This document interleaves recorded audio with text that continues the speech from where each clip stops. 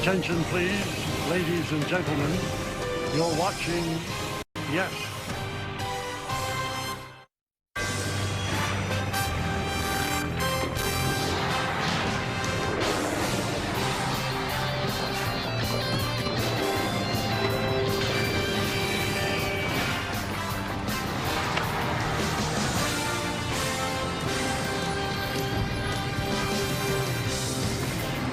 At about 6 p.m., the skies open up. All too familiar here in the Bronx. Another rain delay, and when first pitch is thrown, it'll be about a 2-hour delay. But we are ready for baseball. It's time for baseball. As the Yes Network presents New York Yankees baseball. It's the Yankees against the Braves. Then the first game of a 3-game set from Yankee Stadium in the Bronx, New York. Hi, everybody, and welcome to Yankees baseball, along with Paul O'Neill. I'm Michael K. Yankees lost 2 out of 3 to the Cardinals. The Braves come in red hot, 8 in a row, one of the hottest teams in baseball since the All-Star break, and now they'll face Max Fried. This is the first time that Max Fried, who won a World Series with Atlanta, is going to face his whole team. Yeah, there has to be some emotions. There's no doubt about it. Max Fried is a professional. He's been with the Yankees, and he's building himself back up. 78 pitches in his last outing, only his 4th start. But, you know, Max Fried is as good as it gets. When you look at the starting rotation going into the series, Fried, Cole, Schlittler, that is what the Yankees are dreaming about to get him back 100%. All right, so 3 starts since coming off the AL, and you see how the pitch count has moved up, 57, 66, 78. So today, he'd probably go to 85 or 90. Now, one of the people he's going to have to face in a good Atlanta offense is Ronald Acuna Jr. Spent a lot of time on the IL. He's not red hot just yet, but they need to get him going. Well, he might got going last night. He had a couple of home runs with a little bit of help from his friends in Miami. The outfielders kind of collided and knocked the ball over the fence for him. But, you know, he does wonderful things when he's on the field. Injuries are what has kept him out. He's hurt both of his ACLs. This year he's had hamstring problems. He is a big part of this offense, and the Braves need him. Now it's time for the DirecTV new era. See, in 2023, when he was healthy, 159 games, hit .337, 41 home runs. He won the MVP. But ever since then, he's had an awfully hard time staying on the field. Now, Ben Rice has been on the field. He's been a rock for the Yankees, but of late, he's slumping just a bit. Meredith Marakovitz talks with Yankee manager Aaron Boone about that next, right here on Yes. Welcome back to the Bronx for some Friday night baseball on Yes. Game 1 of the 3-game series between the Yankees and the Atlanta Braves is set to get underway in just a little bit. Hey, everyone. I'm Meredith Marakovitz. The Yankees offense went just 0 for 10 with runners in scoring position on Wednesday. They just could not get that big hit. Now, Ben Rice did walk 3 times in that one, but overall lately he has slowed down offensively. He's just 2 for his last 29. Earlier, I asked Aaron Boone what he's been seeing from Rice at the plate. I like the last few days, feel like he's taken his walk a little bit. You know, that's something as a group that we've struggled at as well, is that consistently getting on. I feel like he's done that a little bit here lately.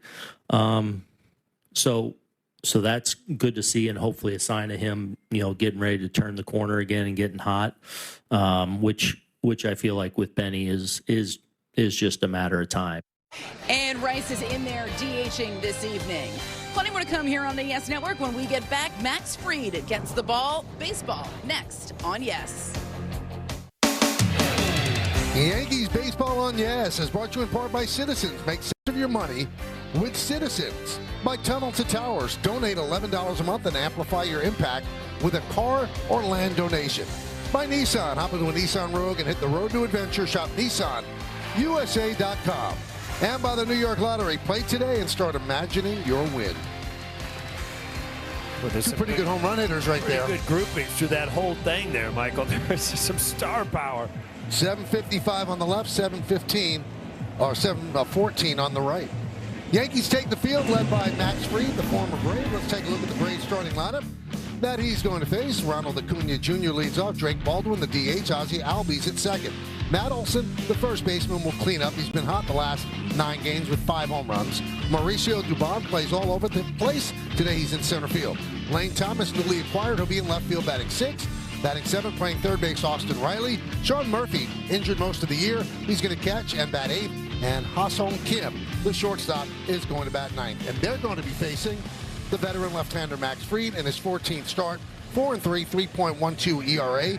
And you see his numbers. He allows just 1 home run. So let's check out the Nissan pitcher's scouting report. Well, first time. I mean, he has never pitched against the Braves, who he pitched for 8 years from 2017 to 2024. So his old team, there's got to be some emotion going after your old team and building up. I mean, this is only his 4th start after coming off the IL.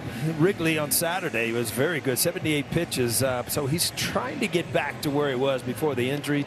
This is interesting. Now, in the yard, the Braves 4th in the major leagues. They got 155 home runs. Max Fried has only given up 1 home run in 75 innings this year. That's pretty impressive. Let's check out the defense behind him, brought to you by your local Tri-State Genesis retailers. Ramos, Grisham, and Jones in the outfield. McMahon, Lombard, Chisholm, and Garcia 3rd to 1st. Wells behind the plate. And the Car Shield defensive player profile is on the rookie George Lombard Jr. He's played a couple of games, and he already has 2 defensive runs saved. That's how good he's been. Well, the Braves, 70-45, running away with the National League East, 8.5 games ahead of the Phillies. They've won 8 in a row, and they're 15-5 since the All-Star break. Yankees come in at 64-51. Big crowd here at the stadium. Acuna is ready. Fried is ready. And let's do it here in the Bronx. First pitch grounded to 3rd. Backhanded by McMahon. 1 away. Home plate umpire is Mark Ripperger. Umpire scouting report brought to you by your local Kia dealers. Pitcher friendly. 91 calls have been challenged. 37 overturned, so under 50%. More low strikes, more high strikes on righty batters. Mark's been around for 17 big league seasons. Dan Merzel at first, the crew chief Dan Bellino at second. Derek Thomas is over 3rd. Greg Baldwin up and away. The official time of the delay, 1 hour and 55 minutes.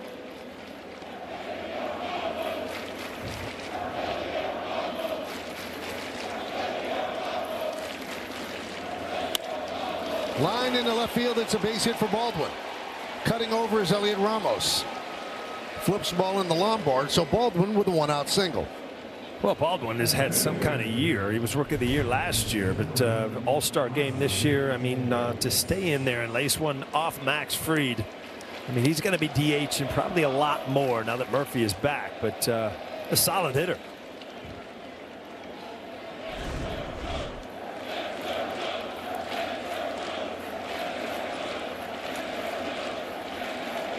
Albies takes up and in.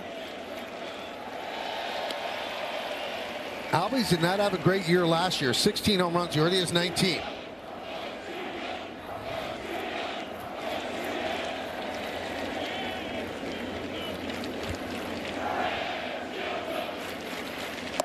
Inside. The Braves have had an up and down year. First 66 games, 45-21. They had a 9.5 game lead. Next 31, they were 11-20. The lead got down to 2. Last 18, 14-4, and the lead is up to 8.5. Been a streaky year when you look at it. Yeah. You look at the Red Sox. You look at the Philadelphia when they brought Mattingly in. You look at Atlanta. There's been some long winning streaks, and then the teams turn around and go through long losing streaks.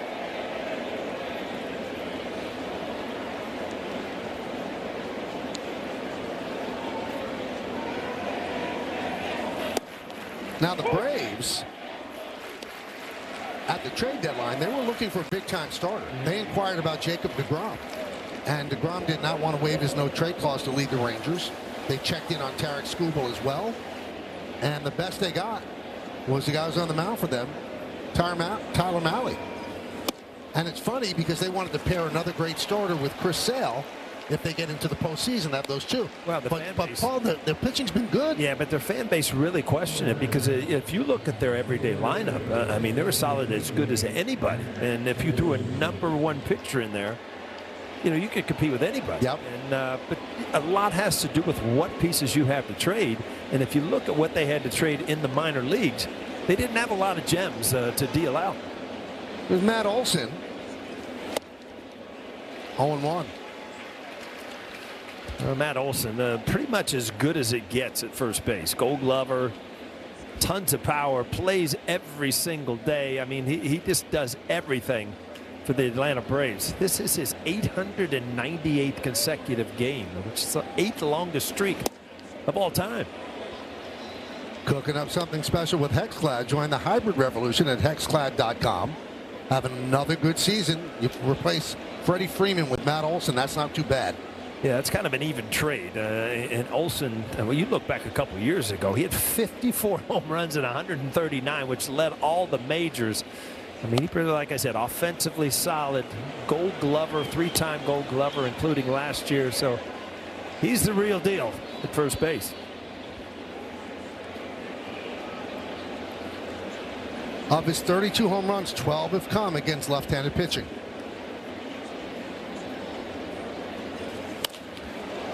Popped up. Fried's going after it, but he's called off by McMahon.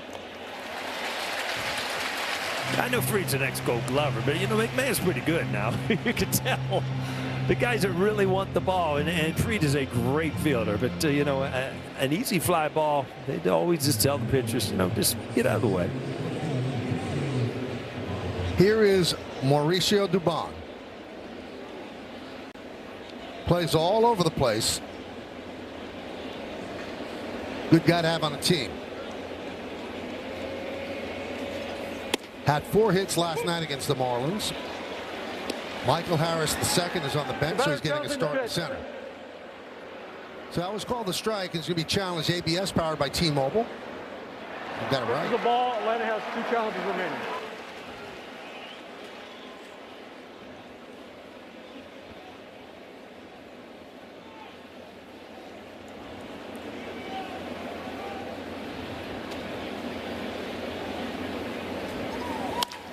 Grounded up the middle and through for a base hit.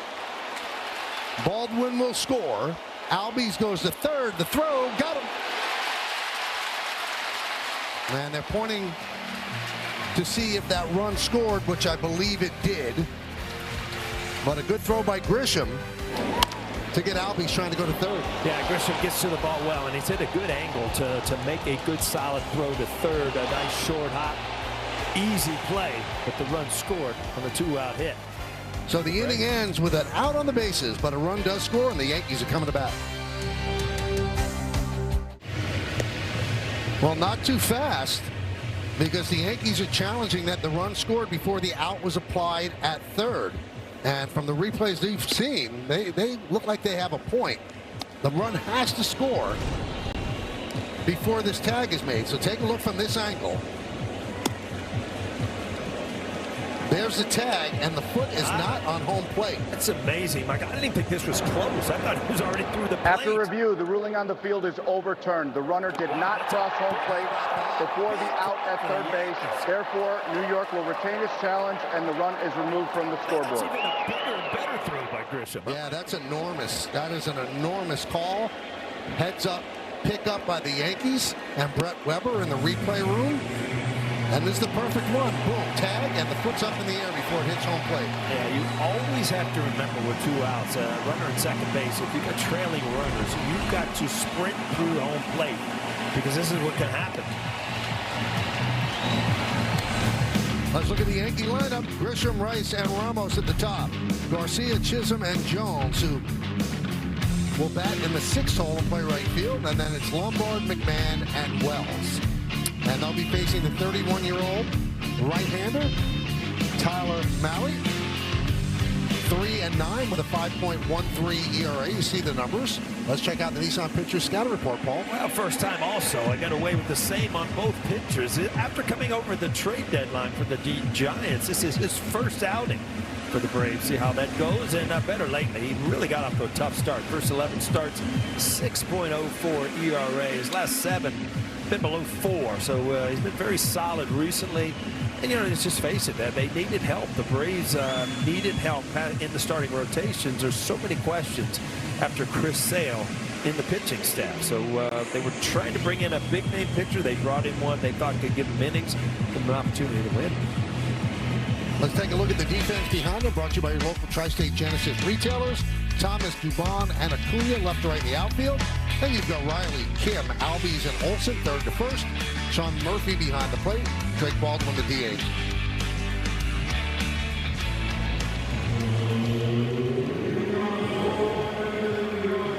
Did you see that view that we had on that? They didn't have to go to a separate replay. It showed it so well. The tag at third base. Perfect shot. Good shot by our crew. And the run does not count. So Atlanta puts up a 0 on the top of the first. Now the Yankees start off with Grisham against Mahle.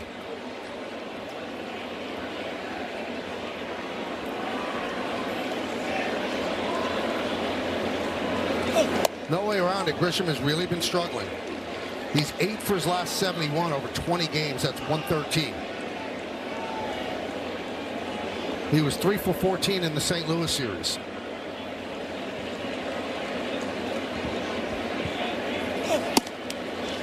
And a strike.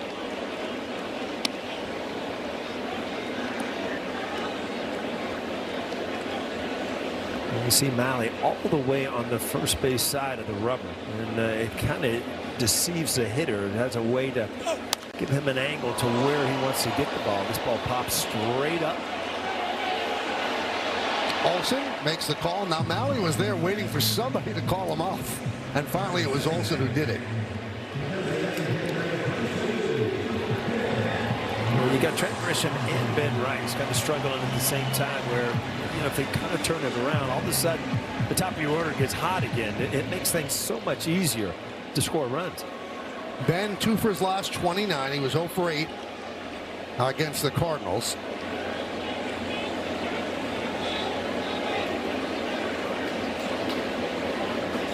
Ben's been sitting at 31 home runs for the last 10 games, sitting at 73 ribbies for the last 9 games.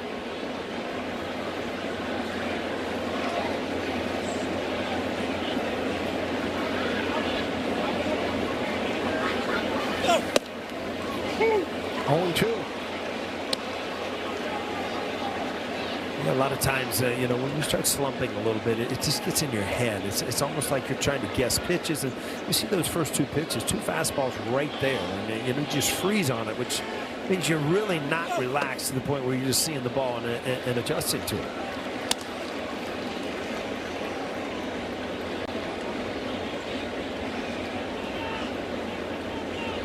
Atlanta starters have been outstanding since July 22nd. 15 games. They've allowed no more than 3 runs in any of those games. Something about the Atlanta Braves, it always comes down to pitching. But if you look at their everyday lineup, like we said earlier, I mean, it matches up very well with anybody in baseball. They have a new pitching coach this year. That's Jeremy Hefner, who was not retained by the Mets. Very well-respected pitching coach. He's done a great job with the Braves despite so many injuries to their starters. 2-2. Swing and a miss. Rice down on strikes. And when you start breaking down tough at bats, you take a couple down the middle and then you swing one off the plate away. So it just, you're thinking a lot and you're trying to force things to happen. When things are going well, you go up there, you just see the ball and you react to it so easily. When you start, muddying the waters upstairs, you just think too much. Ramos takes outside.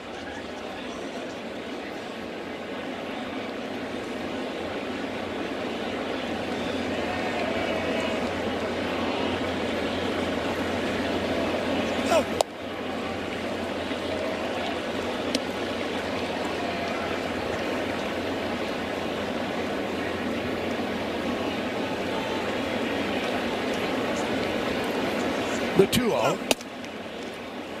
3-0 on Ramos.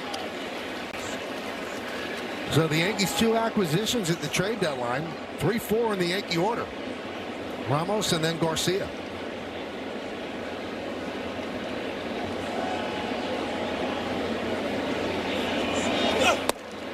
And a strike.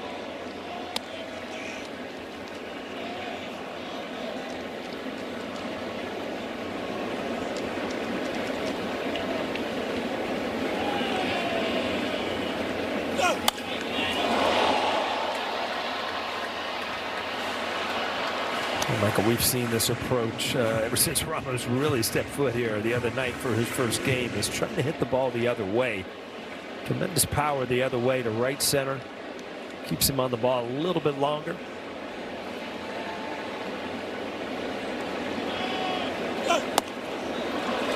Got some swag. That's like Andrew McCutcheon when he used to walk. That was a bat flip like he hit a home run. That had a little torque to it. Yeah. I mean, that a little somersault in that bat. Wow. I'd like him to face Jeffrey Yan of the Mets. See how that works out.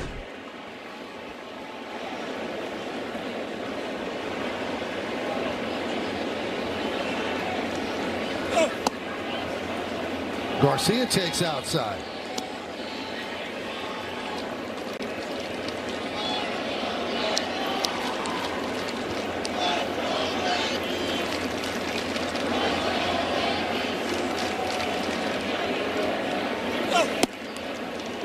One and one. See, not overpowering. 93. He's a slider, a split. I mean, he's got 5 or 6 pitches, but knows how to pitch. Been around the game a long time. And he's one of those guys that, you know, gives you innings, and that's what organizations are looking for. Right back to Maui. Takes you out at first, and that'll do it.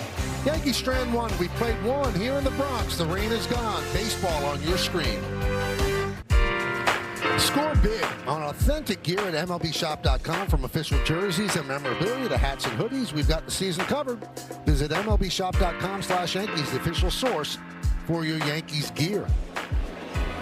Lane Thomas swings and misses as we start the second here in the Bronx.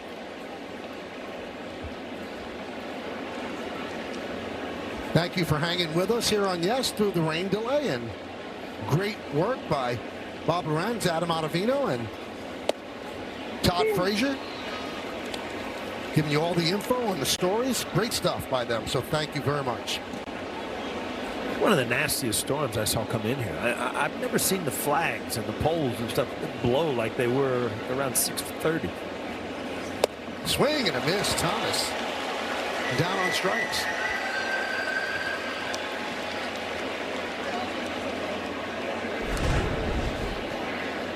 Well, Max Fried knows what he's doing. He kind of reads the at bat. Got the ball by him up in the strike zone. See the barrel underneath.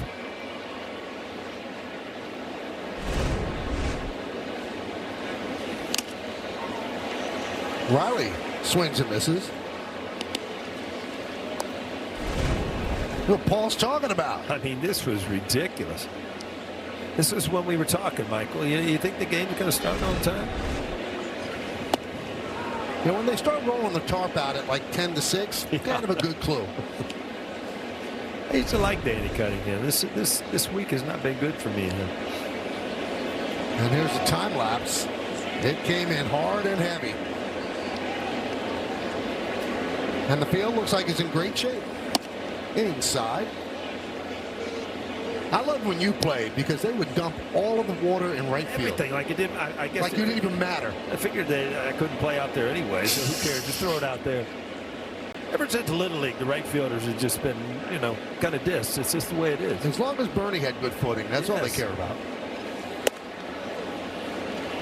Bernie's going to be here tomorrow during Old Timers Day. Looking forward to seeing all the guys. Must be hot and sunny, right? Yep. Won't take long to get loose, if it ever happens. Getting loose. You're still having trouble with your wing, right? Oh, it's shot. It's gone. It's shot. Yeah. I hope there's no play at the plate tomorrow because it's not happening. Well, but you've tried the kick move. That works. You know what? I got a lot of publicity about that. That's right. I got to bring that out again. It's in your baseball reference page. Kicks right footed.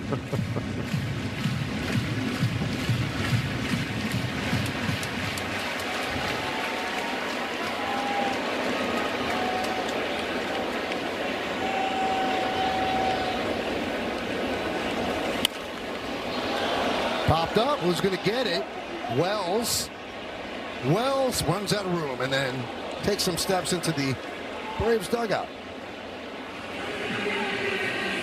Yeah, you seldom get much help over there in the visitors' dugout, Mike.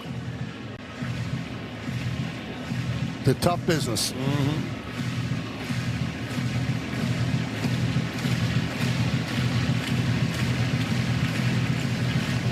He slowed down enough to actually navigate the steps. Well, the good thing is he kept his gear on and his helmet. So if you take a header into the bat rack, you got a helmet on.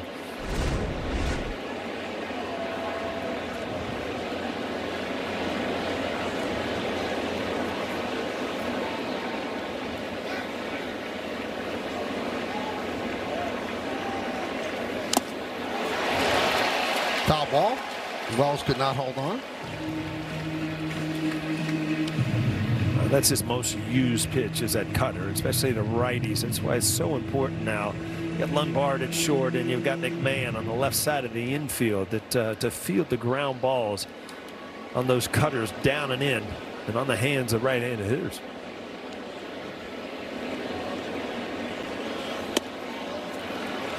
And Riley works a walk. That second walk issued by Fried.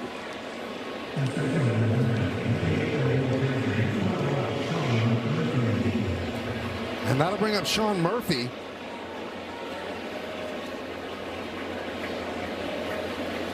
Murphy came off the IL on Wednesday. Now, he had season-ending surgery on his right hip last September. Didn't start the season until early May. And Paul, in his 4th game back, he broke his left middle finger on catcher's interference, and then he was out for 3 months. So he's itching to play baseball. Yeah, it's like one thing leads to another. You finally get back, you're ready to go, and then as a catcher, obviously weird things happen. You know, you break a finger and probably could play through it, but you just can't hit through it.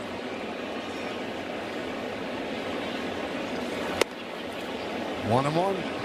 Max Fried having a little problem with the grip. He keeps looking at his hand on those four-seamers. He's kind of lost up in the strike zone. And you worry because, you know, he had some blister issues last year. And when it's humid out, sometimes that does happen.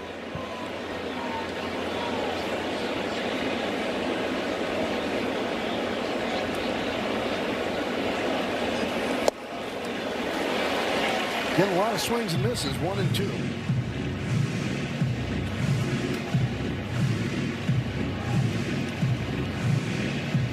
Braves are a good offensive team. They score 4.94 runs per game. That's 6th in the big leagues. As a team that hit 250, that's 7th in the big leagues. And they have 155 home runs. That's 4th in the big leagues. And only 2 teams in baseball slug better than they do at 421. So their offense is pretty legit. And that's a lot of that without Ronald Acuna Jr. Right.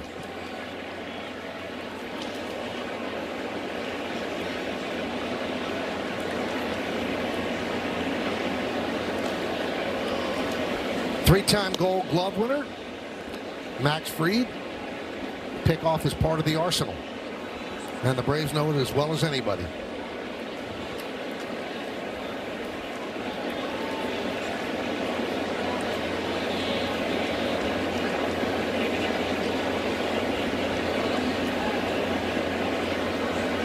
He didn't even have that big a lead, and he had to stumble back. Yeah, I mean, you see Max Fried kind of hesitate. He slows the leg kick down where he could go either way to first base or home. And it's just very frustrating as a base runner. You get leaning one way, and all of a sudden that leg comes over, and it's a snap throw and gets you. Nice run over twice, so if he goes again, he's got to pick him off. It's much quicker there, knowing that. Fried just quickened up the motion.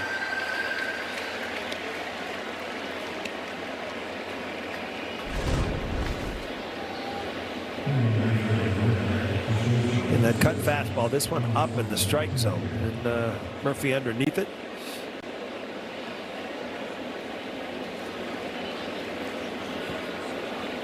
Here's Ha-Seong Kim.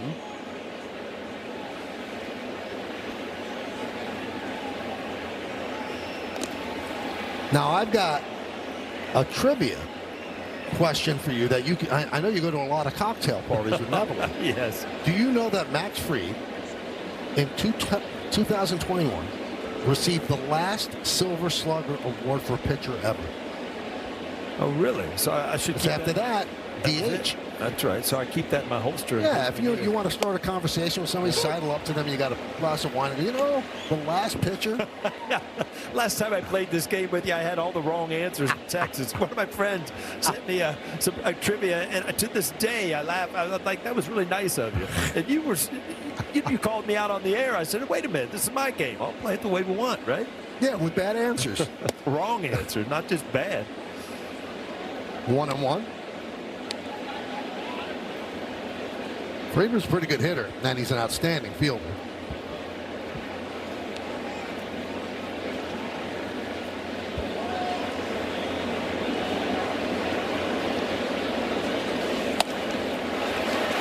Freed pitched in 168 games for the Braves, made 151 starts. He was with them from 2017 through 2024, 2 All-Star appearances, 3 straight Gold Gloves, and then he left as a free agent to sign with the Yankees.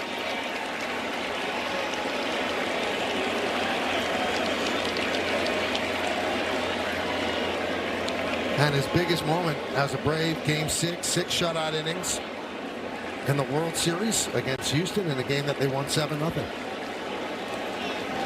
to give them the title. 1-2. Just missed. Backdoor breaking ball. It's really the big overhand curve. First one he's thrown tonight. Just trying to full kip.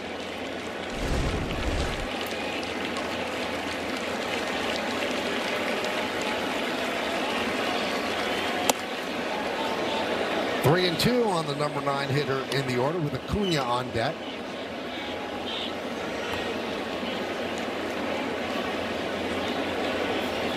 There's Max's Braves resume.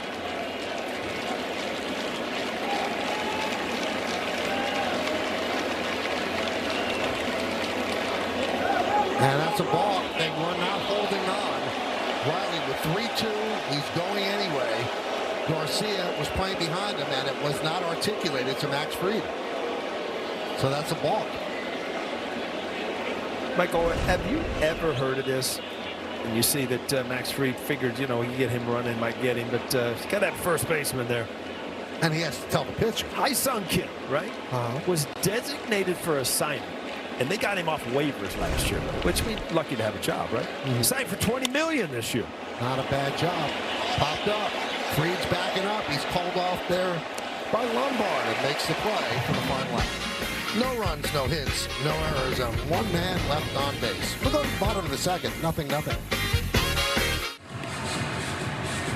Welcome back. Yankees and Braves are scoreless as we head to the bottom of the second. Tomorrow, Carlos Rodon is set to make his first rehab start in Scranton. He's expected to throw about 50 pitches in that one. It'll be the first time Rodon is on the mound in nearly 6 weeks. When asked how many rehab starts he thinks he will need before being able to come back, he said he's not exactly sure. But guys, Aaron Boone had said that it could be a similar situation to what they did with Max Fried, not having him completely stretched out before he comes back up here and gets in a major league game, either piggybacking him with another pitcher or just relying heavily on the bullpen. They'll assess how tomorrow goes and how Rodon is feeling and then make a determination from there. But a big step for Rodon tomorrow. And that's tonight's injury report brought to you by Montefiore Einstein, the official hospital of the New York Yankees.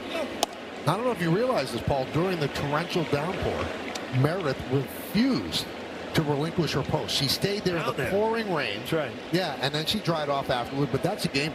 That's a gamer right there. Not everybody would do that. No, I wouldn't.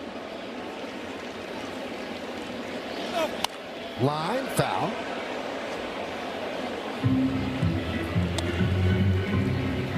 Hey, play FanDuel's Daily Dinger for free every day for a chance at a profit boost if your selected player hits a home run. And here are the featured home run odds for today's players. Jazz Chisholm Jr. plus 450. And the guy following him, Spencer Jones, also plus 450.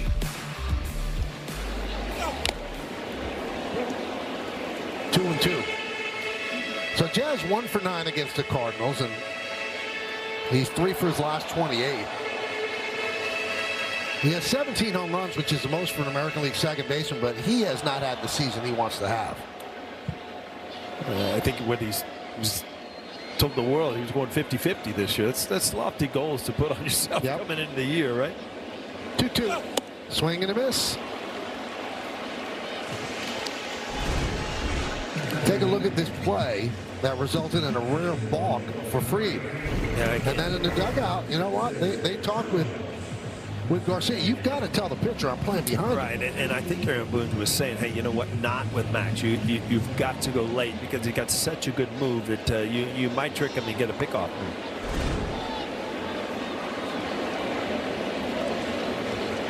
So here's Spencer Jones. 1-0.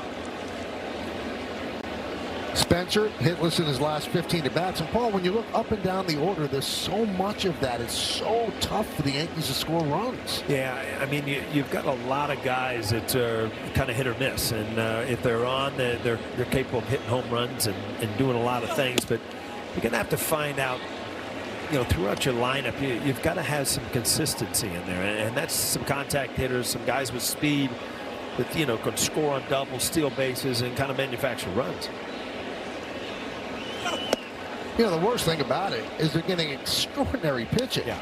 And they're keeping their head above water. They're playing over 500 for an extended period, but it could be so much more if they could score more than 3 runs a game, more than 2 runs a game. Yeah, you had that one through the rotation where not one guy gave up more than 2 runs. Yep. I mean, that could be an easily a 5-game winning streak when you're in Chicago, and it didn't turn out that way. Fly ball left field. Lane Thomas. 2 outs.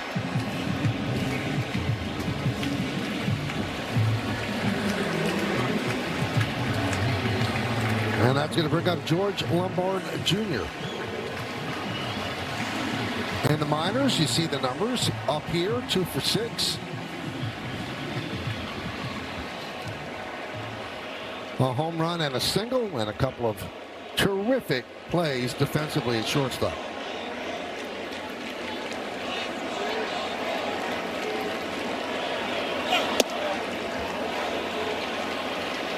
I'm anxious to see how the Braves pitch him, because the Cardinals, it was all curveballs off speed early in the count, and then fastballs in on his hands or out of the strike zone.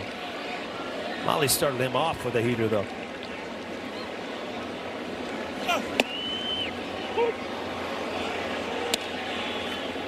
This lead, they scout quickly, Paul. They're going to find things right away, and it's up to the player to adjust.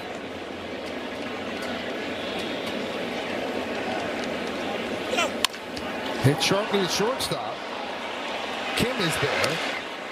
And he gets Lombard for the final out as the Yankees go down in order 1, 2, 3, and we'll go to the third.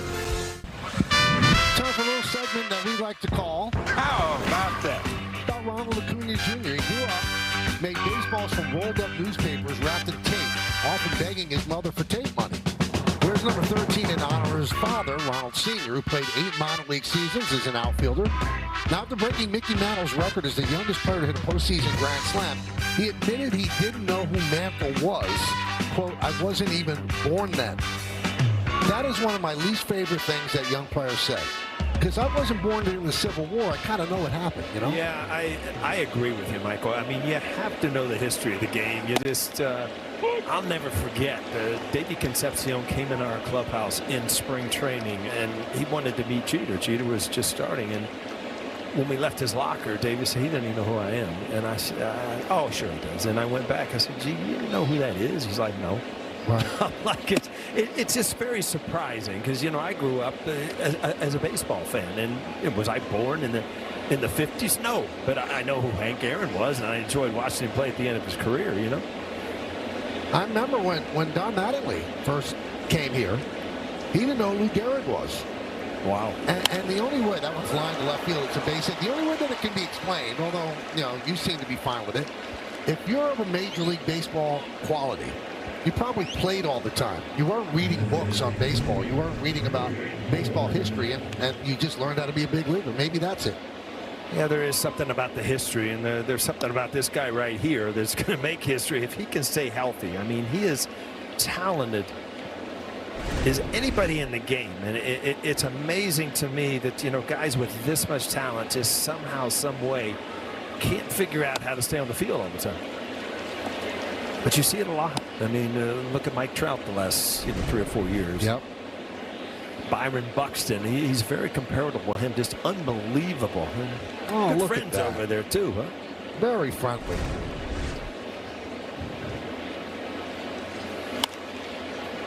Baldwin fouls it away.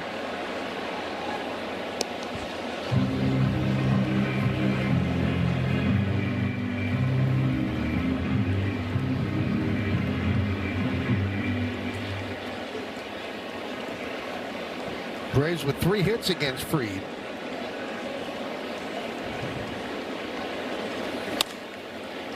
Late, the ground ball foul.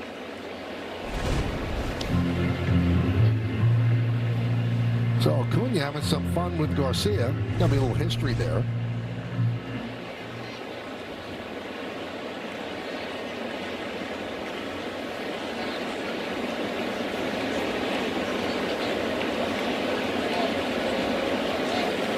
Swing and a miss. Baldwin down on strikes. Third strikeout. Baldwin took him the other way last time. He tried to squirt one there this time. And then, so what do? You just throw a big old slider. Get him around the ball where he can't stay inside and go the other way.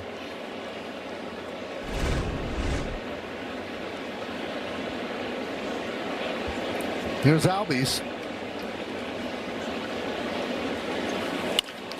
Ground ball, Lombard. 1, 2. 6-4-3 double play to end the inning. We'll go to the bottom of the third here at the stadium. Lombard starts the 6-4-3, and we will go to the bottom of the third, 0-0.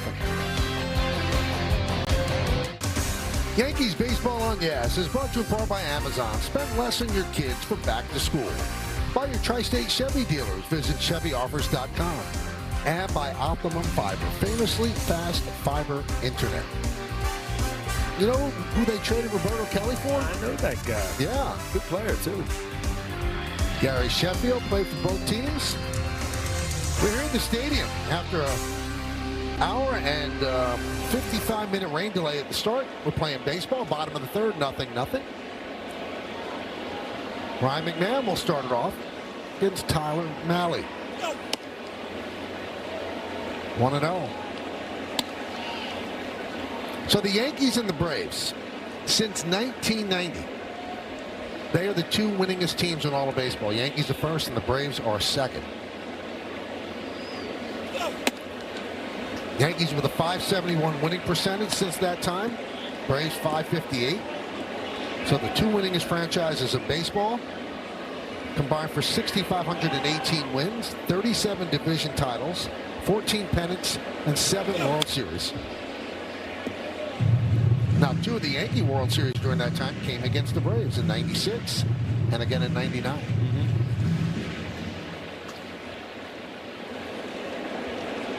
I was looking at some of the history of the World Series. Was it back in the 50s?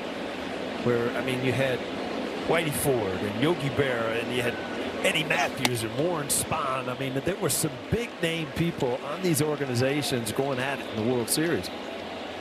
And the Yankees and the Milwaukee Braves played in '57 and '58. They split those 2, and then the Yankees beat the Atlanta Braves, as I mentioned, in '96 and '99. When you looked at the Braves, they seem to be in the World Series all the time, and everyone thought that they were going to win so many more. And during that time of greatness, they just won 1. Yeah, you know, there's some times where you look at organizations, the Hall of Famers involved on that team, and with 1 world championship, it really doesn't add up. I mean, you would assume that you would have more. You had Maddox, Glavine, Smoltz, Chipper Jones. I mean, Andrew Jones now. I mean, you just had so many great players and a great pitching staff, and they just didn't seal the deal every year. Well, you know what they didn't have? Mariano Rivera. Didn't have Mo, no.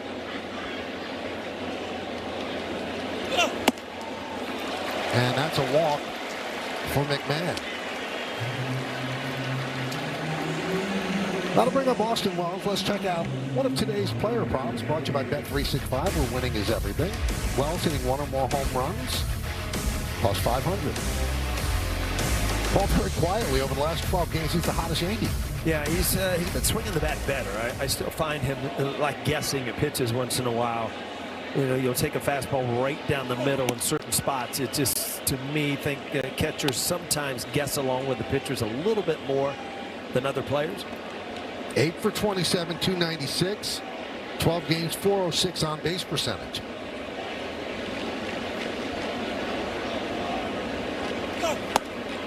And you wonder, was there a weight lifted off his shoulders when the Yankees didn't make a deal for a catcher? I'm sure that it was a relief, but, you know, you still come to the ballpark, and believe me, those numbers on the scoreboard, they stare at you every day. And you know what you're doing, and you know when you go home that you're not where you want to be at this point of the year.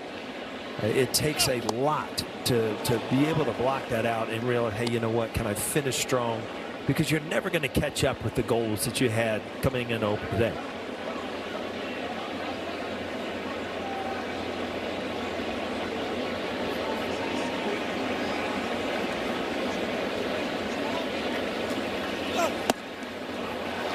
Two and two on Wells. You know, those are aggressive swings, though. Good, solid split fingers, but aggressive swings, which, you know, is a good sign as a hitter that, you know, you're putting a swing on. If you do make contact, you got to do something with it. Sometimes, you know, when you get into slumps, you kind of feel for the ball, and you know, you hit the 14 hopper the other way, just kind of aiming the bat.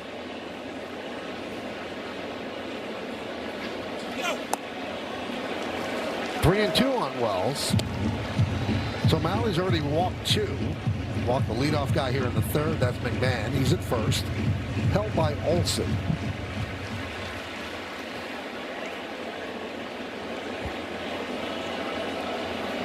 McMahon only 3 stolen bases, and with Wells, you know, you've got to sit still there. Again, after the split fingers, you just get locked up on a fastball. So you got to get back to square one. Look at your strength, and that's fastballs, and kind of adjust to them. And you cannot change within the at bat. I mean, you've taught me this over the years. You weren't a guesser as a hitter, but if you're going to guess, you guess up to 2 strikes. At 2 strikes, you got to sit fastball and react. Yeah, at 2 strikes, that little box that we show on the screen, you've got to cover anything in that box. Yep. And try to do something with it. And, you know, I always found it easier to start up the middle and work from there. You know, the inside pitch you'll turn, the outside pitch you go the other way, and down the middle you're right back at the pitcher. And it sounds so easy, but it always works to stay up the middle and work from there. Line down the right field line. Foul, but it's awfully hard for the layman to grasp. Well, how do you take a fastball with 2 strikes? You know, sometimes it's hard for anybody to grasp, and that's where I think that analytics and guessing sometimes go against you. And some people, don't get me wrong, are very good at it, but if you can't hit a fastball, I mean, a fastball is what you want as a hitter. Right. If you just let it go, you're guessing something else or you're expecting something else, and that's not a good way to hit. I mean, there's such high velocity in the game, but still, what do you see more pitching staffs do? They throw off-speed pitches because everybody should be able to hit a fastball. Yes. No matter how fast it is.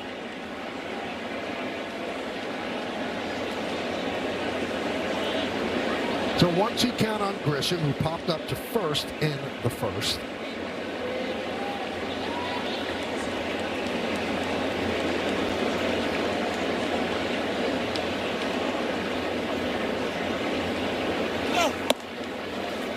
Two and two. So far, a pretty good debut in a Braves uniform for Tyler Mahle.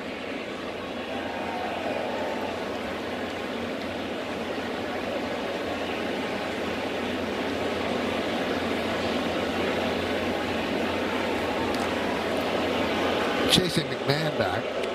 McMahon has 3 stolen bases.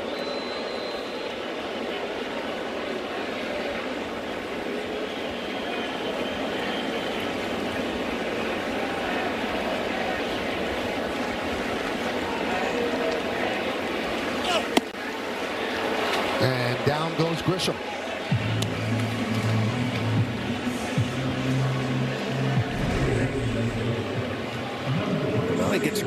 movement away with that fastball, and it kind of just runs away from Grissom.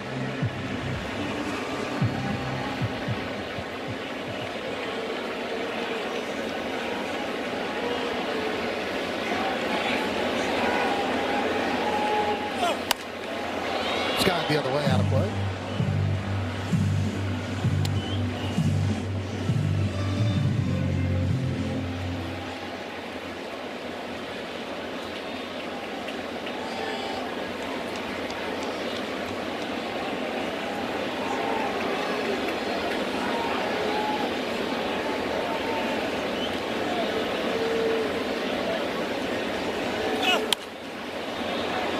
Two on Rice. Rice struck out in the first inning. We're in the bottom of the third. It's 0-0. Yankees against the Braves.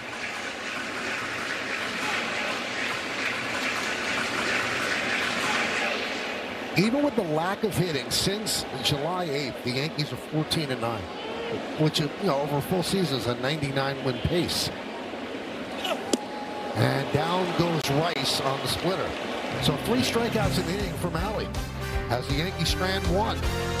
On a Friday night, 0-0. Matt Olson with 32 home runs. We take a look at the exit velocity on all of them, presented by Spectrum. Average exit velocity 106. He's gone from foul line to foul line. He's quite a hitter, and he'll lead off here against Fried to start the 4th.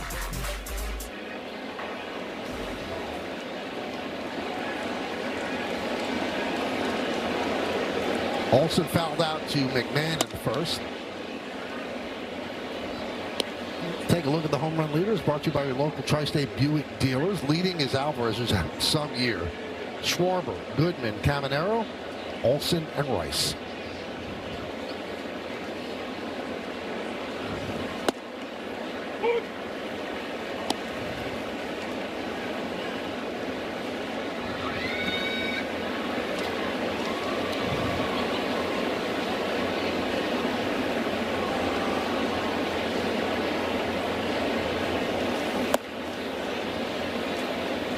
We mentioned the Yankees have played well since July 8th, but the Red Sox are doing something that's really never been done before. They won again tonight, Paul.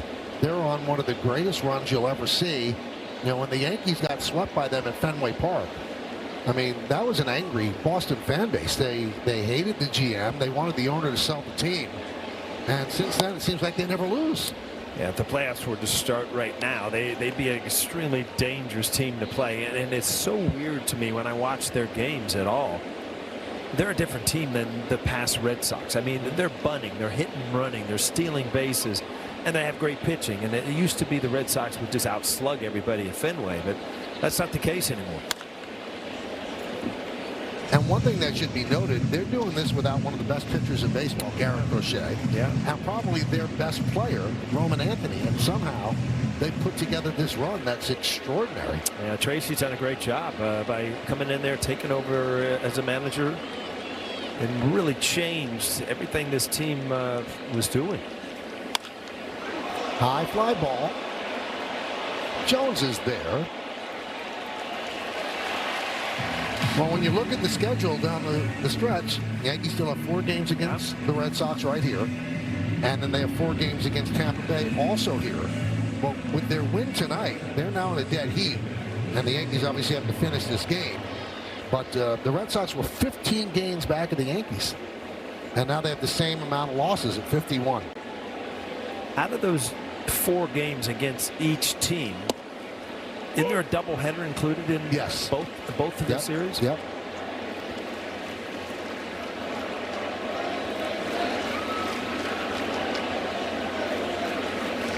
A lot of important games still to come, Michael. That's why this time of the year, especially after the trade deadline, is you get your group of guys together. This is it. This is how we're going to make it, or we're not going to make it. And it makes it kind of puts your mind at ease. You look around, and now you know what type of team you are. And if you're the Yankees, you got to look at your starting pitching. You shored up your defense to some point, and now you got to figure out where to get offense. And if you do that at the right time, You could run away this whole thing. You could win the East. You could go into the playoffs with this pitching and match up to anybody. Fly ball right center. There is Grisham. Now Olsen and Fried, obviously ex-teammates, and Olsen had something to say to him, and a little grin there by Max. He just missed that ball too. Fried to their breaking ball, and it's just right at the end. You watch how far he keeps his how far he keeps his hands away from his body, so he's kind of already cleared that path for him to get the bat head out. Dunked right side, foul ball. Ball's untouched.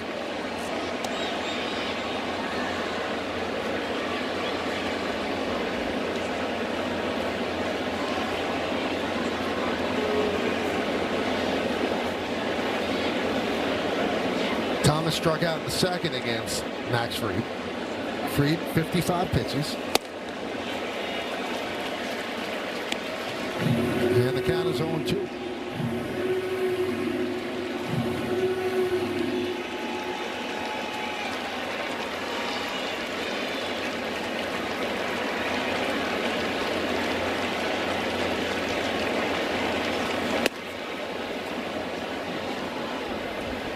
Check out the Old Spice fresh stats. Since 2025, he has the third best ERA in the American League at 2.90. He was a horse for the Yankees last year when they lost Garrett Cole. He's one of the reasons they had 94 wins, tied with the Blue Jays for the most in the American League. And down goes Thomas. Strikeout for Fried. The Braves go down in order, and we'll go to the bottom of the fourth.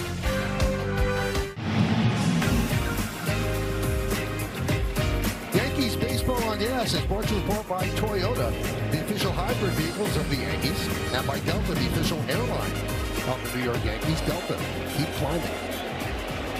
Elliot Ramos leads off the bottom of the fourth. Tri-State Cadillac scoreboard, 0-0. Yankees looking for their first hit. They've walked twice against Mahle in his first start with the Braves since being traded.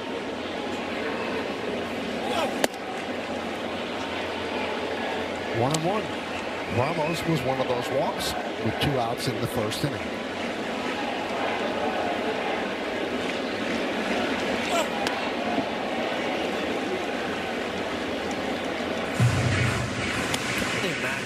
I was traded one time a game, but it was in the offseason, so everything started at the beginning of the season. You know, so much goes around. Your family, your travel, your home, you know, where you're comfortable. You're traded in the middle of the season like this. Oh, it's ripped into right center field. It's going to split the outfielders and go to the wall. Ramos is going for 2. And the throw is cut off by Albi. So a leadoff double. First hit for the Yanks. Yeah, he was delightful to talk to the other day down in the tunnel. So happy to be here, and I'm really, really impressed with his ability to go the other way. I mean, that pitch right there is nothing but a ground out to shortstop if you try to pull it. That's laced into right center field. Leadoff double. See how his hands stay inside. And it doesn't allow him to kind of roll over that pitch away, which is such a good way and a great approach to that ball away. What I was saying, Michael, I mean, being comfortable as a player has so much to do with. Let's see if that stays in play, and it does. Nice play by Riley. Well, Riley almost stayed out of play, but he did. You got to figure, Mally's staying in a hotel. His family might not even be with him. You're on the road now for the rest of the year, so you're not going to buy a home. As you see Riley go over there, nice play going into the dugout. Nowhere to help. And almost literally going into the dugout. See, now that play right there, Paul, I don't know if I'm being too hard on this, but you're having trouble scoring runs. There's a runner on second base. You got to move him to third. Yeah, I mean, to go the other way. Popped up by Chisholm. Albies puts it away. You know, there's that term of unproductive outs. And, you know, it can incorporate a lot of different things, but you know, first pitch swinging, hitting the fly ball to the left side, that's a total different approach. You've got to get the ball to the right side somehow, some way. And I know he's the cleanup hitter, but okay, drive the ball to right field. Yeah. And if you make it out, at least the runner moves over. Absolutely. We'll call him out, Michael. It's just the way it is. I mean, you got to score runs, right? Swing and a miss. Spencer Jones, 0-1. You know, there were times where, you know, Joe Torre would say, hey, I want you to drive this run in. But unless that was said between the manager and the player, I mean, you had a job. And whether it was, you know, drag bunt it, pull it, anything, roll over, any way you can. Your first approach to the at-bat was hit the ball to the right side. You see how the offense has been struggling since June 194.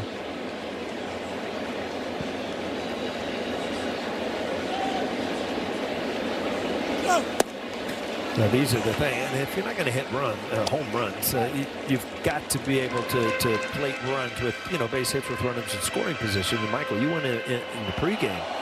That part of the game has just not been there for the Yankees. Nope.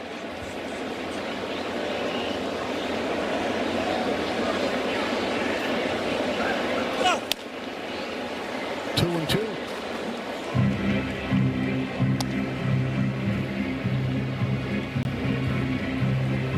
Mike, I've said this many times, and I don't know how this at-bat's going to end up, but that pitch right there, you got to put in play because, you know, that was a great pitch and hit. Fastball right down the middle of the plate. Now you've given him an opportunity to make a pitcher's pitch.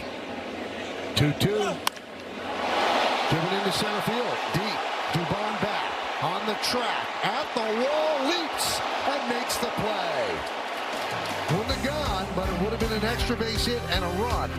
Dubon, a very good defender, goes back, times his leap, and comes down right at the 408-foot sign, taking an RBI away from Jones. So the Braves, they survive a leadoff double. Dubon closing it out with a really nice play in center field, taking an extra base hit away from Spencer Jones.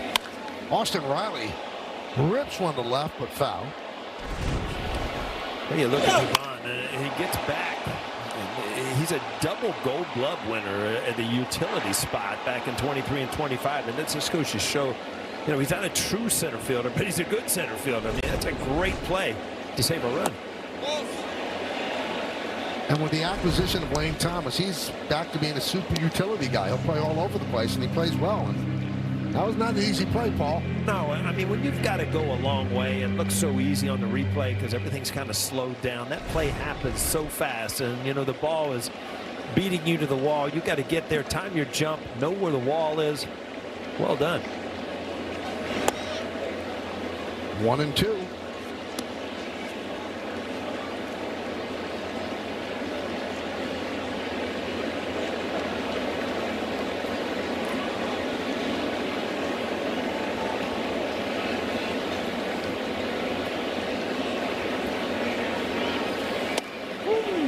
Strike 3. Riley down looking. As we talked, I mean, Max Fried is putting together a gem here after the run did not score. They haven't had an opportunity to score since. He's got that cutter working, the fastball, and he's starting to mix that curve in a little bit. 5 strikeouts for Fried.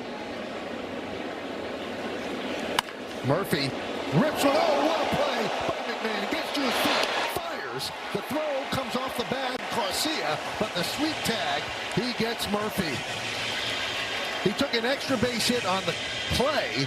Then the throw was a little off, but Garcia turned it into an out. You know, defense is so important in close games and well-pitched games. I mean, McMahon is as good as it gets, and we've seen the left side of the infield since Lombard's been called up just make some amazing plays. And he's making it so much easier for the pitchers to get through innings. Now, one thing you can always guarantee, at least I think so, maybe I'm wrong, you can have Randy Johnson on the opposing team, and if Max Fried is starting, Ryan McMahon's playing third base. Oh, absolutely. And again, it's about the cutter that he loves to use. And that ball's not just hit hard. It's got a little top spin on it. So you've got to gauge it as you're diving on how big of a hop you're going to get. Get rid of it quick. Strong enough throw where Garcia has an opportunity to get off the bag and make the tag. Just a great play. Also, Garcia's played pretty good first base. He really has. He turned a double play the other day. A hard hit ball right at him. He picked it. So, you know, he got a bad rap at his defense at second base. But so far at first, he's been very good. 1-2 on Kim.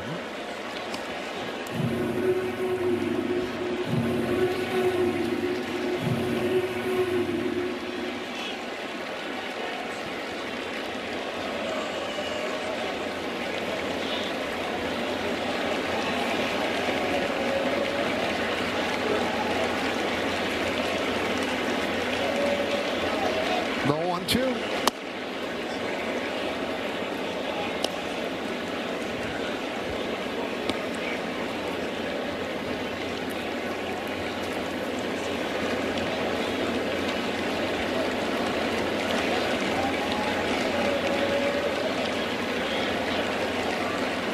And a 2-2. Foul ball.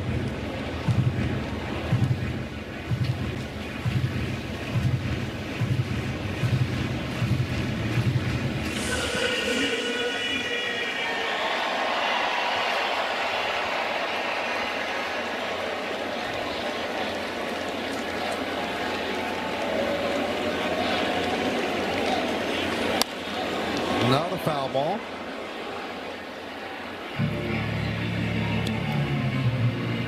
About to throw his 70th pitch.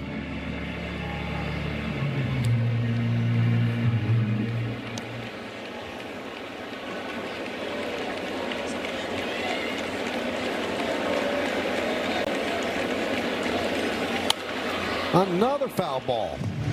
So making Fried work. You look at Kim, and he's 30 years old, came over from Korea. We talked about he signed a big contract after being designated for assignment. You look back at 2023, 17 home runs, 38 stolen bases, and a gold glove. So, I mean, he is a solid player. He just had a horrific year offensively. Hitting .068. That's hard to do, Mike. 6 strikeout from Max Fried. 6 Yankee strikeout brought to you by your local Tri-State Audi dealers. Kim down looking. Strikeout number 6.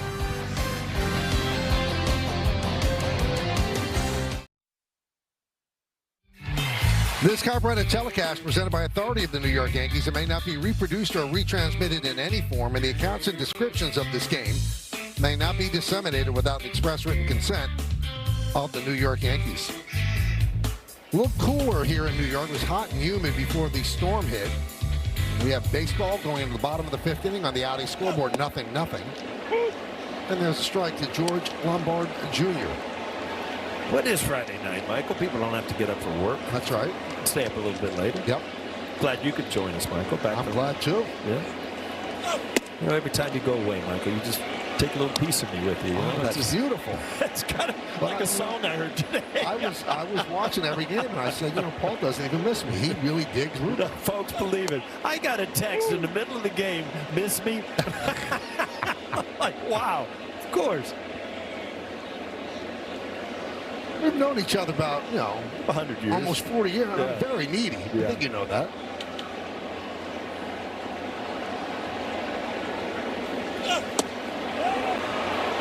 Did he go? Yes, he did. So Lombard down on strikes.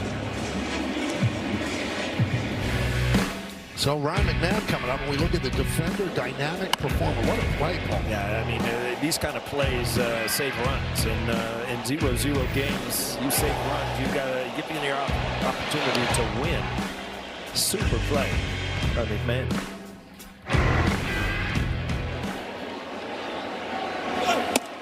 You know who saved a run today that doesn't get a dynamic performer? Who's that? Our director, Dan Ball. His shot from left field showed that the Braves did not score before the tag was out at third. I've never seen a challenge where you didn't have to go to different replays. That was just like the perfect shot. That was a perfect shot, and he lined it up, and boom, they took the run off the board, and it's still 0-0. All right, Dan, you've done your work. You can go home. No, he's got more to do. No. More to do. Do something that good. I mean, look at that. Look at that. Foot in the air, tag made. I mean, there's no question. No. Job by our entire crew. Amazing.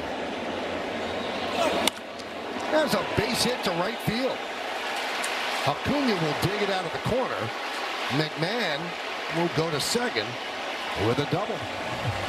I've really noticed recently, because I hadn't done games in a while, that McMahon's hands are a little bit higher, a little bit where he's not wrapping his bat, and he's much quicker to the baseball. I talked to him in the clubhouse the other day.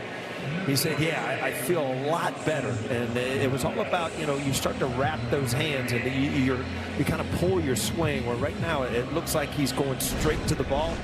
He's had a lot better swings in this last week or so. There's Wells.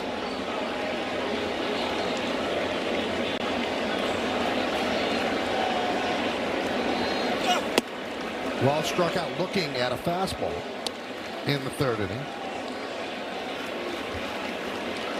Well, again, these are the at-bats, Michael, we've gone over that the Yankees have got to figure out a way, change your approach, realize, this is a great opportunity. Men in scoring position, this is where the Yankees are going to have to get better with well-pitched games. You tack on a run, you give me an opportunity for Max Fried to continue to throw well. And the bullpens of both teams, Atlanta is as good. I think they're third in baseball. The Yankees are just ahead of them. So 2 good bullpens and 2 good starts so far. 1-2 on Wells.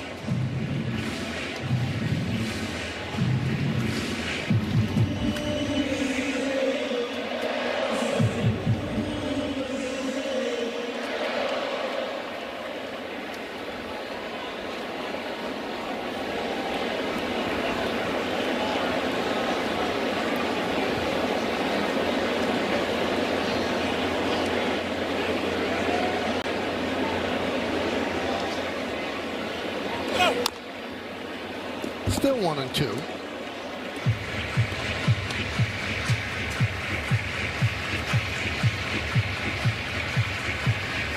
Well, through May, the Yankees hit .270 with runners in scoring position. Since the beginning of June, it's .194. Only the Reds have a lower average of .192. High fly ball, center field. Catch is made, 2 down.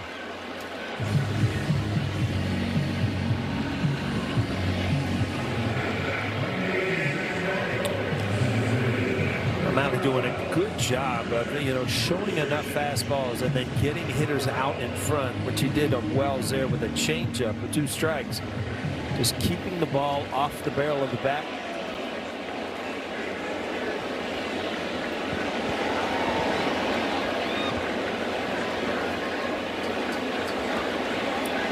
So here's Grisham. He's 0 for 2. Popped to first and struck out. McMahon leads off second. 1-0. Braves got Malley from the Giants for right-handed pitcher Anthony Molina. You see the infield defense alignment with Kim shaded up the middle for the lefty swinging Grisham.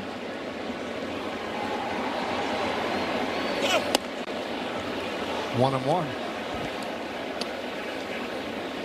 Now, we told you earlier the Braves did go big game hunting and trying to get another starter, and they made a run at Jacob deGrom.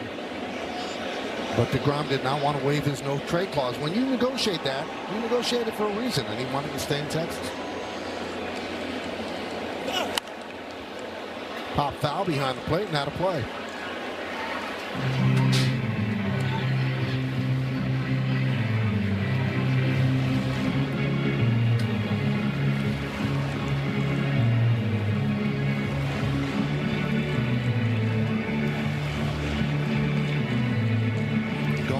They're going to do in the 6th inning. Fried would like to work with a lead.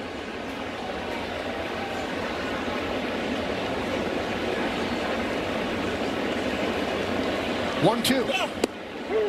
Strike 3, and it's going to be challenged by Grisham. So ABS challenge powered by T-Mobile. The pitch. Let's see if it's a ball. Yeah, this ball was sinking away. It was an off-speed pitch, changeup. It looked like it got off the plate. Pitch is a strike. New York has 1 challenge remaining. Well, the Yankees leave another runner in scoring position. We'll go to the 6th. Bob Lorenz with your Audi update. A's and Red Sox tonight, bottom of the second, already 3-0 Red Sox, and Wilyer Abreu knocks one over the head of Lawrence Butler, scores a couple runs, makes it 5-0. Bottom of the fourth, he would knock in another run, so 3 RBI for him. Peyton Tolley struck out 14. 9th straight win for the Red Sox, guys. Thank you, Bob. And 32-5 since June 25th. An amazing run. Dodgers have actually lost 6 straight, longest streak of the season. And Mike Trout, 6th career home run on his birthday, tied for the most in Major League history. Acuna Jr. leads off the 6th inning, takes the ball inside. So Trout tied Alex Rodriguez and Mark Reynolds for most home runs on a birthday.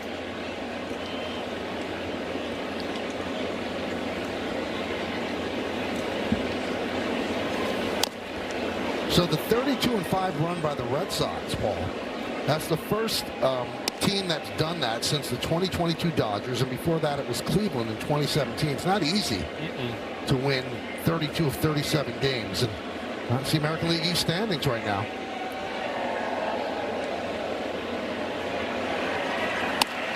Ground ball, second base. Josh Chisholm. You know, you're going through those streaks. It's just amazing how you feel like you're going to win when you show up. It's just the way it is. Go with Dennis, Mike. The Optimum Fiber famously fast replay. We're taking a look at Freed. Well, he's been really good. He started out early in the game with a lot of cutters, and now he's starting to mix that breaking ball in, the four-seamer in. He's got the ball down now, where he was a little up early in the game, but really, really good start by Max Fried. Drake Baldwin. Now he's the Brave that had the run taken off the board because he didn't get to home plate before the out was made at third. 6 strikeouts, 4 flyouts, and 4 groundouts for Fried. Yeah, at the time, you think first inning, you know, that's a big play because it saved a run. But now you look at the score, you know, in the 6th inning, 0-0. And it's that's enormous. A huge play. Yep. Cruz heating up.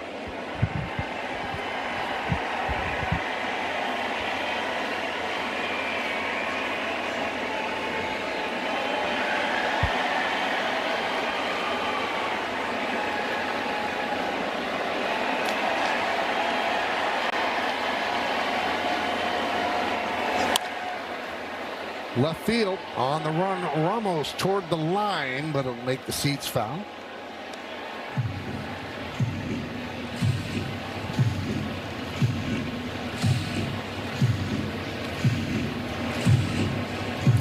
One down here in the 6th. Another fine performance by a Yankee starter.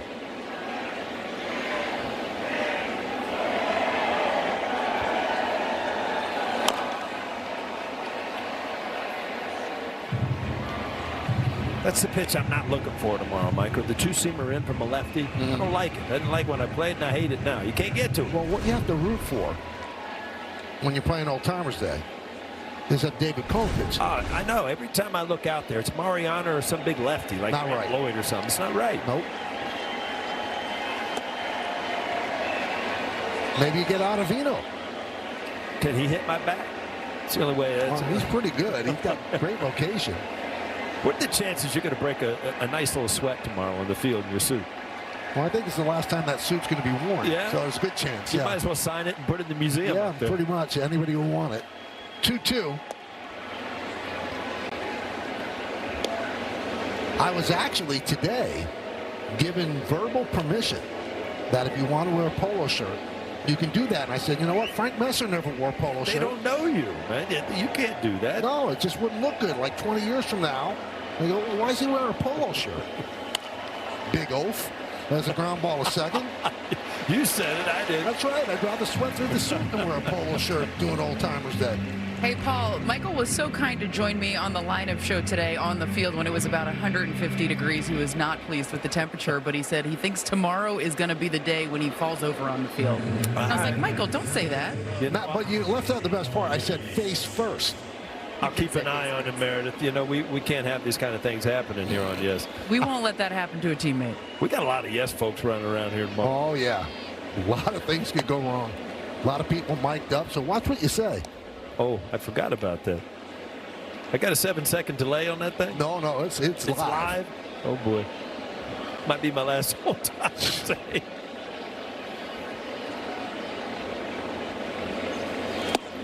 You know, show me something. Mariano is planning to pitch tomorrow, a year after he tore his Achilles in the Old Timers game. You know, he did. It's like Tommy John. It takes a year. Now he's back on the hill. Right? There he is. He's ready.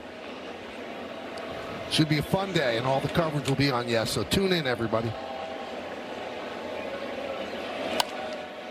Punched out toward right field. Jones on the run. He's there. Reaches up to make the play, and the Braves go down in order. And we'll go to the bottom of the 6th. Time for Pinstripe Pride, brought to you by Toyota, the official hybrid vehicles of the Yankees. Tonight's picture is of Jessica, Nora, Annie, and Gia, who enjoyed a lovely day at the stadium. Use the hashtag Toyota Pinstripe Pride. Mention Yes in pictures you post to social media. Reflect your love for the Bronx Bombers. We might spotlight you in a future game.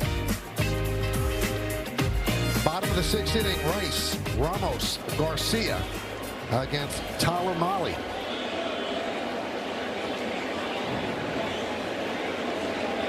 Rice has struck out twice against the Braves right-hander. Fly ball, left field. Thomas toward the line. Comes back, and he makes the play in fair territory for the first down. See what I'm saying about McMahon going like straight to the ball now with his hands away, and in contrast, you look at Rice where he looks like you always want to try to get extension through the inside of the ball where you're staying on it. If you look at him where his first approach is, it's like to the outside of the ball. And so he's a little late, he's a little out front, and then he's behind that fastball. And you're going to start to see some body language that last swing that, you know, it just becomes frustrating. Well, right now he's 2 for his last 32. And then Paul over a longer stretch in 18 games. This is his 19th, 10 for 69. Yeah, that's not like he's been all year. And you just expect, you know, you see guys get off the good starts and they wake up. That's not where Ben Rice is. I mean, he has gone too long in the season and put up too many good numbers to have this go on much longer. 2-2 on Elliot Ramos.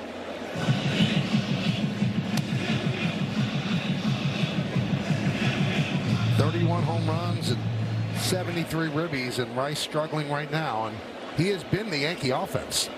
Yeah, that's another thing about you know, being in the DH role a lot, that it gives you so much time to just sit and dwell on things where you really can't get away from what's going on at the plate. You can't go out and make a good play defensively. You can't do something that, you know, just to get your mind away from it by concentrating on defense. Swing and a miss. Mahle dialed it up to 96 there. 2 away. Well, Malle's been good, and it's about you know, just changing speeds and changing in and out. Ramos again trying to hit the ball the other way. That's his bread and butter, but that ball just outside the strike zone up.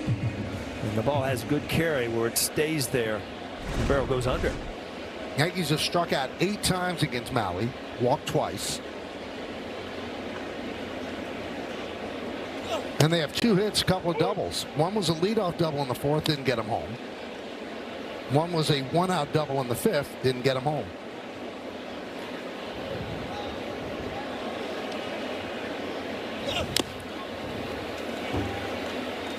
And the count is 0-2.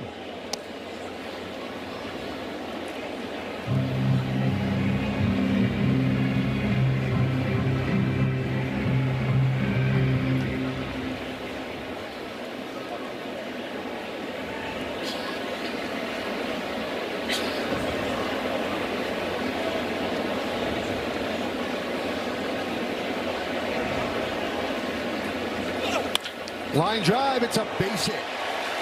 Garcia picks up a single with 2 outs. Yankees' 3rd hit. Ball fans, go to @YesNetwork on X and vote for the Montefiore Einstein Player of the Week. Is it number 1, Luis Garcia Jr., number 2, George Lombard Jr., or number 3, Ryan Weathers? Well, there's another junior, Jazz Chisholm Jr. You know who the fan favorite's been this week, and that's been George Lombard ever since he and his family showed up for his first major league game. What a story it's been. And Jeremy Hefner will take the walk out to the mound.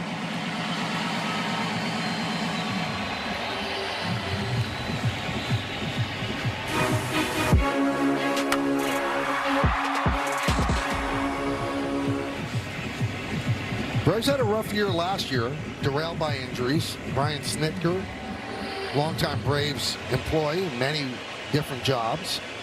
He decided to retire, and his longtime lieutenant, Walt Weiss, took over. Weiss, 62 years old. He's from Suffern, New York, and he's done a great job in his first season at the helm of the Atlanta Braves. Jazz Chisholm's 0 for 2. 1-0. Walt Weiss walked into a good situation. I mean, they did not make the playoffs last year, but a lot had to do with the injuries. You know, they were beat up and obviously running away with their division this year. But he is just an old school guy that shortstop that knows the game, played the game. You can tell the way this team is. You know, the fundamentals are there. The ability to concentrate and go out and just win day after day. Weiss, 14 seasons in the big leagues, won the Rookie of the Year with the A's in '88, All-Star in '98 with the Atlanta Braves. 2-1. He had one other managerial stint, that was with Colorado, and they weren't built to win at that point, but he did a pretty good job and then became the bench coach for Brian Snitker. Considered a really smart, hard-nosed baseball man. Count 2-2.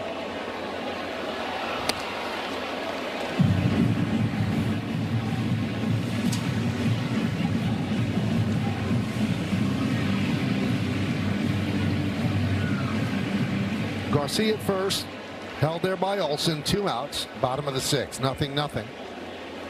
Hits are even at 3 apiece. Swing and a miss. Jazz's struggles continue. We go to the 7th. Now it's time to name that Yankee, brought to you by Prevagen, made for your brain. This is an 249 hitter, just over 1,000 hits, stolen bases 189. Played for the Yankees 1 year in '87. Started with the Dodgers, finished with the Braves in '88, and had a stint with the Braves as well. Uh-oh. You have any idea? No, it's too late for this right now. You know, we got to get this earlier in the game, or you know, we got a little mental energy now. Well, that's the "your day is done" hug. Tyler Mahle with a really good debut performance for the Braves. Ford scoreboard, 0-0, top of the 7th. Matt Olson leads off against Max Fried. This is the matchup you want. Fried with Olsen being the guy that can really tie this game up. A dangerous at bat here. Max Fried, with him leading off, you really just can't pitch around him, but you cannot give in because those numbers don't lie. He can take the ball out of the ballpark with one mistake. And I think this is it for Fried. They're keeping him in there to get the lefty swinging Olsen. So 0 for 2 against Fried. Popped the 3rd, fouled out, and then a fly ball to right, just missed. Right in on the hands, 2-1. It's a 2-seamer. I mean, to a lefty, I always found that to be the hardest pitch. It just keeps boring in on you. There's nothing you can do. Once you commit to swing, you know you're going to get jammed. You don't want to put it in play. Just stay through it and hope you foul it off.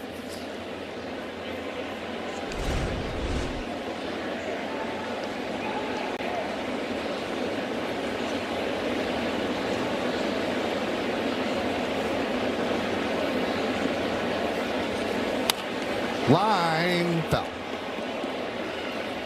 Yeah, what's so dangerous about Olsen, as you've seen it, he's able to get to the ball. He can drive the ball out of the ballpark, but he is also able to control the outside corner because his arms are away from him and he's such a long guy. So really no holes in his swing. Those are two perfect pitches. A two-seamer in on his hands and then a breaking ball away. You just can't miss out over the middle of the plate. Now, you talked about his consecutive game streak. He's at 898. All he has to do, Paul, is play every single game for the next 10 years. And in the first 69 in 2037, when he would be 43 years old to break Cal Ripken's record. You know, there's some records that just aren't going to be broken, and that's one of them. And it's just amazing. You just took it for granted. A great job by Fried. Here comes Aaron Boone, but a standing O for him tonight, and a huge out by getting Olsen out there too to start the top of the 7th. And it's got to be frustrating. Fried was great against a team that's a really good offensive team, and he's leaving with no chance to win the game because the Yankees could not get a run against Tyler Mahle. So listen to the hand he's going to get as the Yankees go to the pen.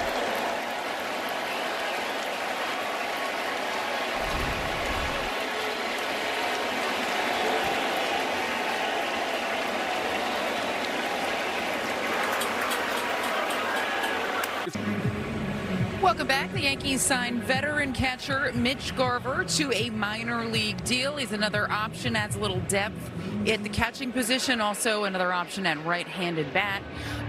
Something that's worth noting, guys, there's already a relationship with someone in the Yankees organization, catching coordinator Tanner Swanson. Garver was an early pioneer of the one knee down catching stance. He switched his stance heading into the 2019 season. It was actually Tanner Swanson that flew out to New Mexico to meet with Garver and kind of take him through the transition of that. It became widely popular, as we know, throughout Major League Baseball. The goal of it was just to get lower at the time, but now there's a lot more involved in what they're teaching, and you see Tanner Swanson right now. He's been with the Yankees staff since the 2020 season. So they'll see what Garver has left in the tank and whether or not he becomes an option up here, guys, at the big league level.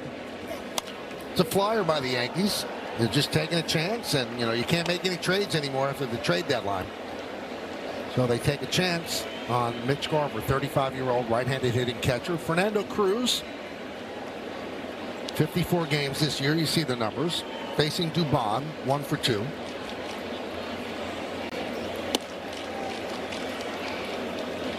Two and one. We're in the top of the 7th inning. Nothing. Start of the game was delayed an hour and 55 minutes because of a downpour here in the Bronx. But things cleared up and playing uneventfully since that point. Check out the bullpen budget for the Yankees, brought to you by Citizens. Make sense of your money with Citizens. Yesterday was a day off, so they had a chance to reset. The Yankees did. You assume that everybody is available. The Yankees hadn't had a day off, and they'll have another day off on Monday, so they can manage this weekend a little bit differently and go a little bit heavier on the relievers. Line, foul ball.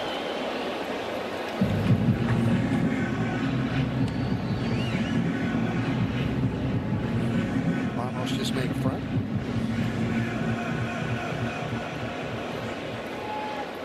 Look at the smile.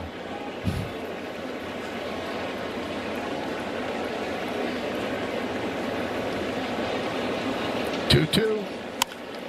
Driven deep to left field. Going back Ramos. He's on the track. He makes the play. 2 away. Boy, the swing off the bat, you thought it was heading for the seats. Must have gone off the end of the bat. And Max Fried's thinking, no.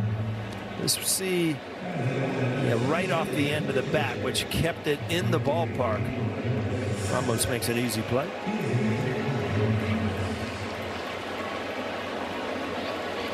Actually got in on him a little bit. Yeah, it wasn't a bad swing. There's Thomas.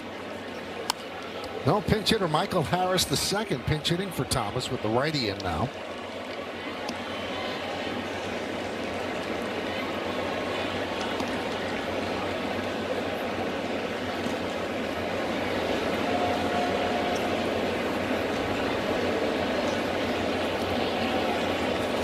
Braves start the game with 4 left-handed hitters on the bench. You've got Dominic Smith, Mike Yastrzemski, Harris, and Jim Jarvis.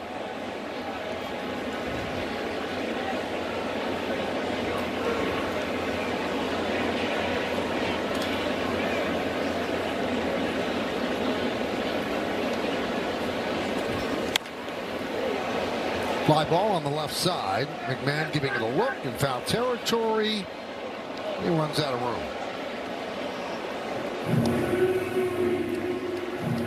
Harris is getting a day off today. They're pretty much their everyday center fielder, and he's really had a bounce back of a year. 20 home runs so far. He's a Rookie of the Year in 2022, and then he's had a couple of years where his offense went down, but really bounced back this year with 20 home runs already. Swing and a miss on the splitter, and that'll do it. So the Braves against 2 Yankee pitchers go down in order 1, 2, 3.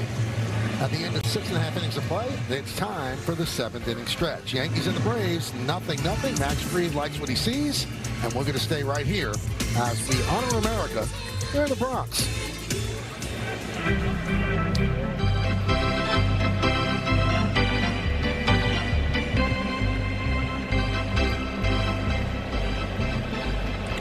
Ladies and gentlemen, will you rise and remove your caps? Tonight, the New York Yankees are honoring as their veteran of the game, United States Army Specialist Charles Henry Harris III from White Plains, New York, who served in Vietnam. The Yankees say thank you, Charles, for your sacrifice and for your service to our nation.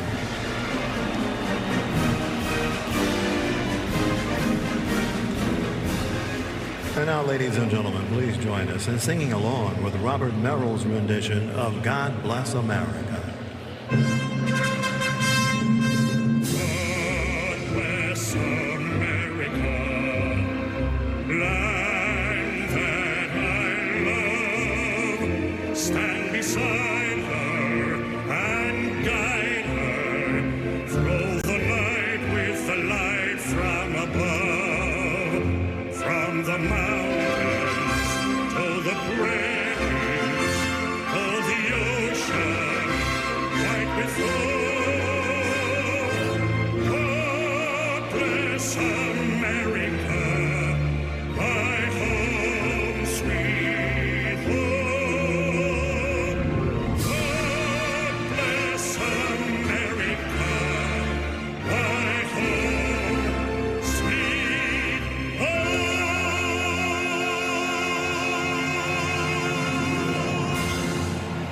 3 or 4 studio update. Bob and Todd with you. The Yankees got to try and find a way to get a win with the way Max Fried pitched tonight. Yeah, he's been absolutely dominant. 7 strikeouts through 6 in the 3rd inning. He's doing what he does best, putting up a 0 there. And again, the offense just has not come through. Only 3 hits. Still time to go, but they have to get going here sooner than later. Yeah, Mally's been very good against them tonight. They've been getting guys on, just haven't been able to get them around. We'll see what happens. Michael and Paul take it from here. We'll see you on the postgame. Well, thank you, guys. Let's check out tonight's Gusto game recap. Each team with 3 hits, each team without a run. Malley was great. Max Fried was even better. Braves offense, they don't have an extra base hit. Yankees have a couple. Elliot Ramos, 1 for 2, one of those extra base hits, and also walked. Didier Fuentes comes on and deals a pitch inside to Spencer Jones. Forward scoreboard, 0-0. As important as these games are, Michael, when you get a well-pitched game like this, 7 shutout innings from the Yankee starter and Cruz, you got to win this game. And it's much more important for the Yankees than the Braves, who are well ahead of the Philadelphia Phillies. So you got to start feeling like, this has got to be our night. We got to win this game somehow.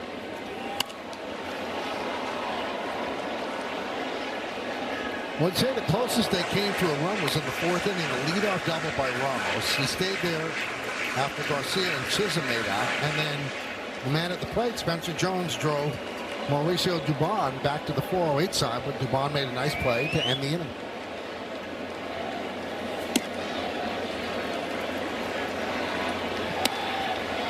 Fuentes, 21 years old, 2nd big league season.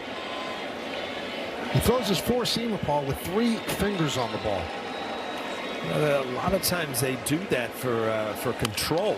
High fly ball, right field. Acuna back on the track. He makes the play, leaning up against the wall. Jones has made 2 swings tonight, just missed dead center field, and now right to the wall. You see, like you said, that 3-finger, usually that gives you better control, but takes a little velocity off it. I mean, he's at 98 and 99. Spencer Jones twice, just missing a home run.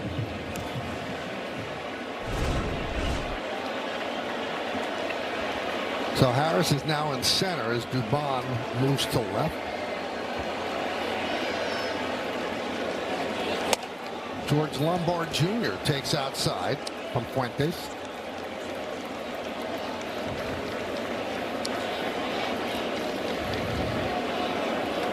Lombard is 0 for 2.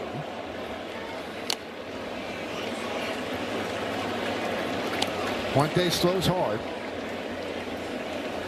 Has a 30.8% strikeout rate, 10th among National League relievers.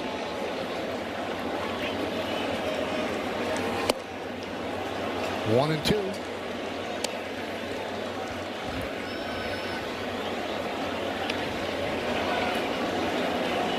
McMahon on deck. We're in the bottom of the 7th inning. 0-0.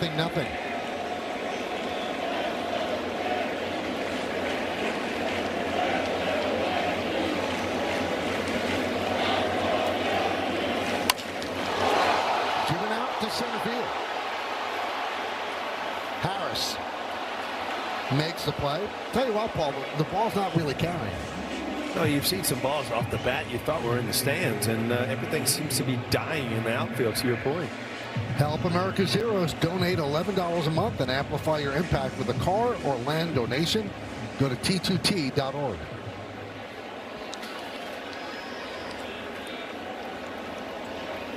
A little bit of a haze here at the stadium. It's a muggy evening, even after the rain. Line and a base hit for McMahon. Walk, and he's 2 for 2. So 5 for his last 11. McMahon picks up a 2-out single. Yankees 4th hit. Well, he's had quite a night offensively and defensively, and again, just straight to the ball. So those hands, there's no loop to that. Just straight to the ball, lash it the other way. Boy, if he can bottle this up and just figure out this is what I need to do, he's going to be successful. There's Austin Wells.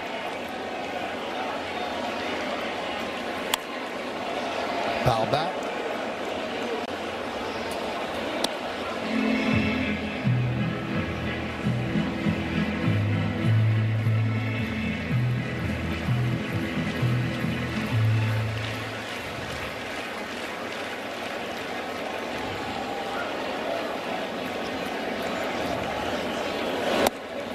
Oh, 2.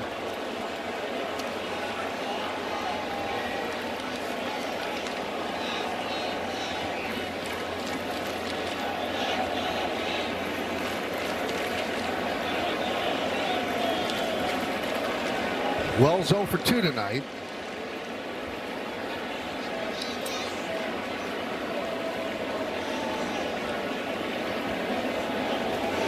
Swing and a miss. He's down on strike. Swings over the splitter. No runs to hit. No errors and 1 man left. And Wells hearing it from the crowd. Well, come out to Yankee Stadium next Tuesday. That's August 11th when the Yankees take on the Mariners. It's K-Pop Demon Hunters Night. First 18,000 guests in attendance will receive a roomy Yankees bobblehead. Tickets are going fast, so get yours today at Yankees.com. Hyundai scoreboard, 0-0. Cruz remains in. Did he go? Yes, he did. So the count on 1 on Austin Riley.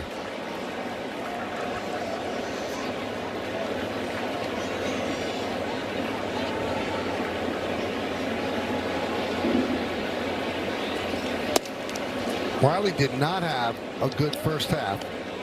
95 games pre-All-Star break, 207. Coming into this game, 19 games after the All-Star break, 290.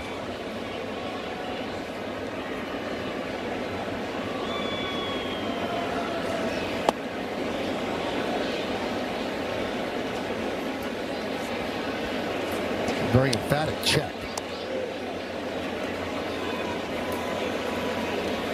Dylan Lee warming up.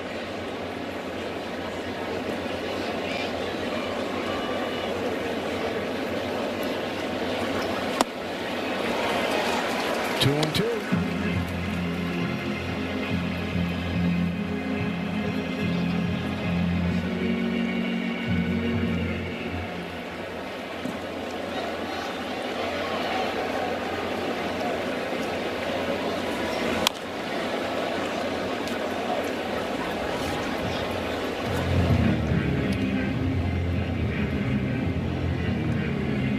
Bottom of the order. Against Cruz, Riley, Murphy, and Kim. Saw Hedrick up for the Yankees.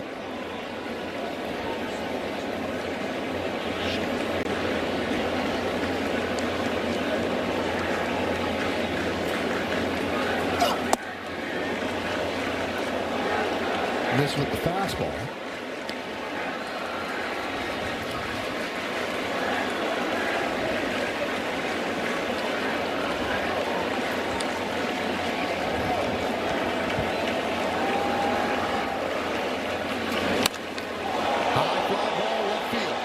Rounds back, track, wall, see ya.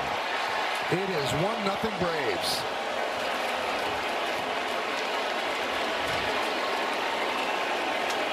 Well, you've seen a lot lately with Cruz. I don't know if he's been overworked or tired, but a lot of these split fingers that you saw guys not even close to early in the year, he's starting to get it up in the strike zone, and up in the strike zone, hitters get a much better look at him.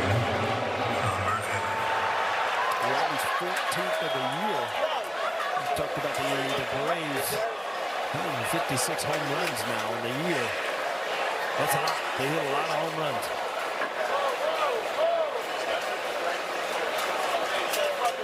First run of the game, Braves lead 1-0.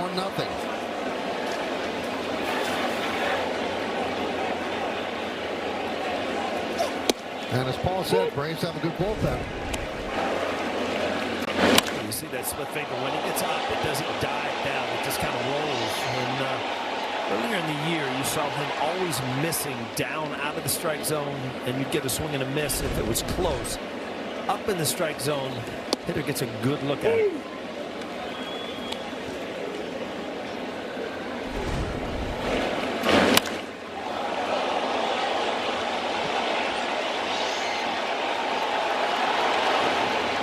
Deep into the seats and left.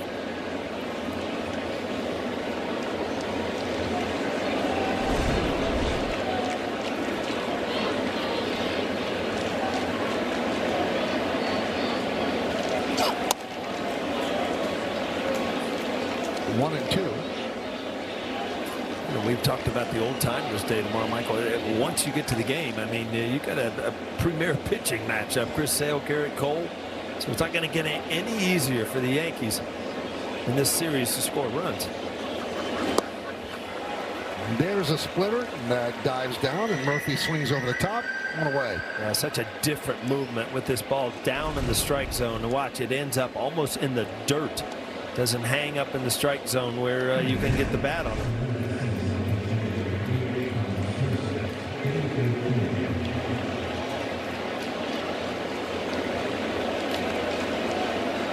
And Boone's going to go to the bullpen. Hedrick is ready. Cruz has been struggling of late. Last 10 appearances, not good. Well, tomorrow, Yankees Old Timers Day is back, and you can watch your favorite pinstripe legends take the field on Yes. Coverage begins at noon and will include the on-field ceremony and the Old Timers game, where many of our Yes Network analysts will be mic'd up on the diamond, like last year. Oh, slider, huh? What? Really? Hey, we're base to base here, man. Yes, we are.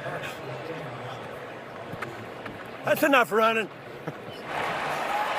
Oh! Oh! Sound like you're in pain there, Paul. Dominic Smith pinch hitting for Kim. How can that get you pumped up? I mean, my goodness. Whatever you do tomorrow, please, I want you to tap your hat. Oh, I got to check. Yeah, ABS. There's going to be ABS in the Old Timers. I want to know what it's like. Your life would have been so different with ABS. Wouldn't have anybody to blame but myself. That's right. Tough. Nice season for Dominic Smith, who did well in spring training for the Yankees. It just wasn't a space for him.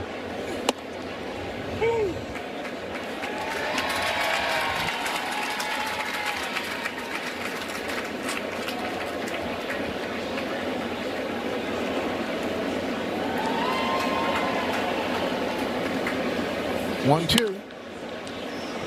Fouled away. We're in the 8th inning, and it's 1-0 Braves on the Austin Riley home run against Fernando Cruz. Each team with 4 hits.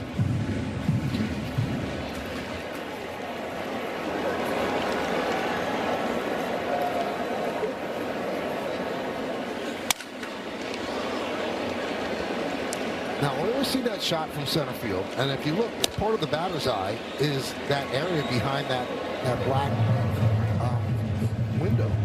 And I talked to 2 people before the game today working there. They said, "You ever been there?" And I go, "I really have never been there." And I go, "It's such a great spot." So you can look out and obviously see the field from the inside.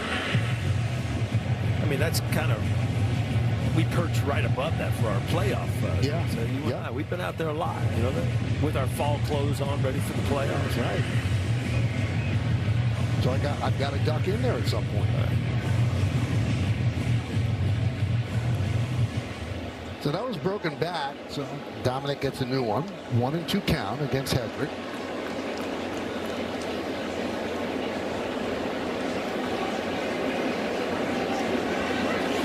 Swing and a miss. Smith down on strikes. Well, you can't say enough about what Hedrick has done this year. I mean, just time and time again, he comes in and gets outs, throws strikes, doesn't get himself in trouble.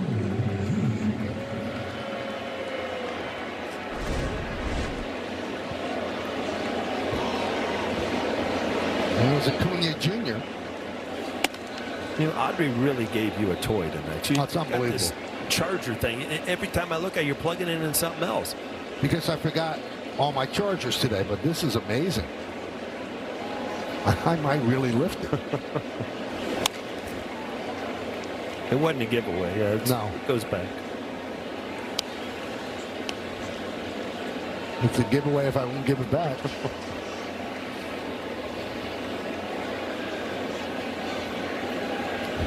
One nothing Braves, 2 outs, nobody on.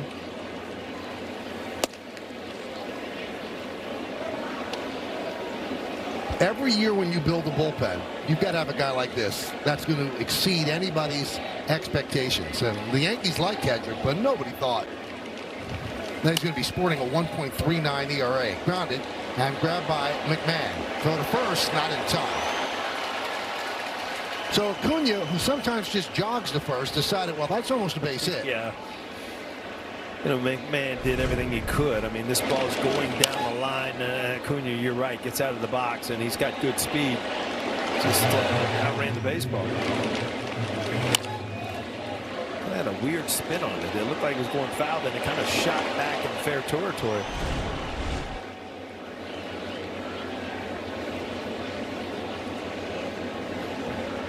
He's had 2 separate serious knee surgeries, but he can still turn it on. He's got a world of talent.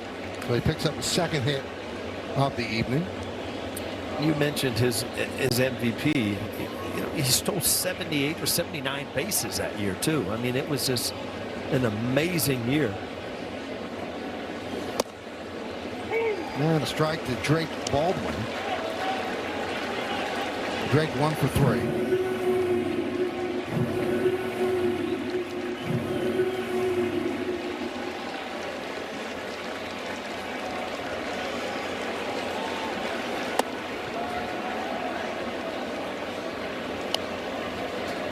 Baldwin, the reigning National League Rookie of the Year, and no sophomore jinx for him. He's having a really good 2nd season. National League starting catcher in the All-Star game. That one is broken bat into center. Diving and not making the play is Grisham. Backing up, Ramos will get the ball in quickly as Acuna will stop at third. Quick throw to third, and Acuna gets back. It looked like Grisham made up his mind he was going to dive. He got a glove on it, which was good. It didn't get by him, or Acuna would have scored. But right there, you know, he's kind of put himself in a position where he has to go for it. Now with 2 outs, Hendricks still has an opportunity. Lombard tried to throw behind him. Actually looked like he got there in time. Just went off the end of his glove. Wasn't able to grab it. And here comes Matt Blake to talk with Hendrick. That's how close it was, him getting back. Now you talk about high-level situations and the stress that the Yankee bullpen has had to deal with.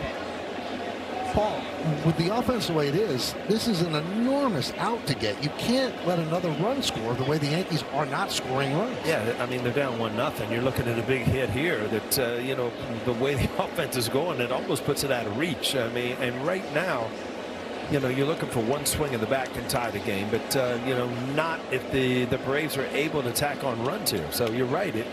Either the bullpen has come in with a 1 or 2 run lead where every pitch matters, or they're trying to hold the offense in the game down a run. So you're right. Either way, there's a lot of stressful pitches out there.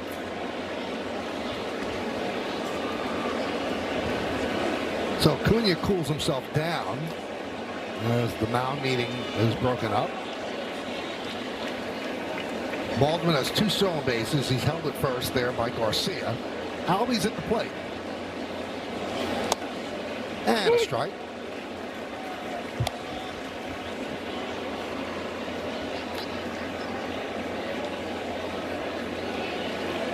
You see Acuna looking to McMahon, and he's able to get out as far. McMahon playing way off the bag.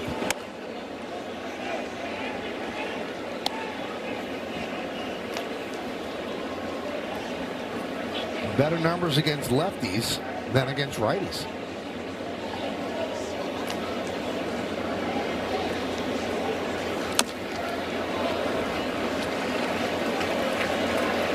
Now, you're a good base runner.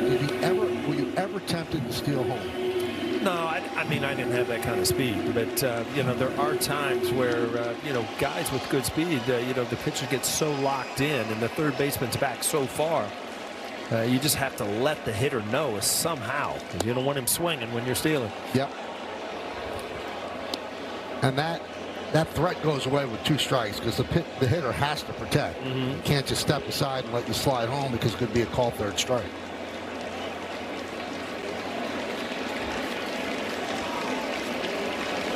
Swing and a miss. Hendrick's brilliance continues. But 1 run, 3 hits, and 2 men left on base. The Riley home run gives the Braves a 1-0 lead. Well, tomorrow, yes, don't miss a marquee pitching matchup in Game 2 as Garrett Cole and Chris Sale take the mound in the Bronx. That's a good one, man.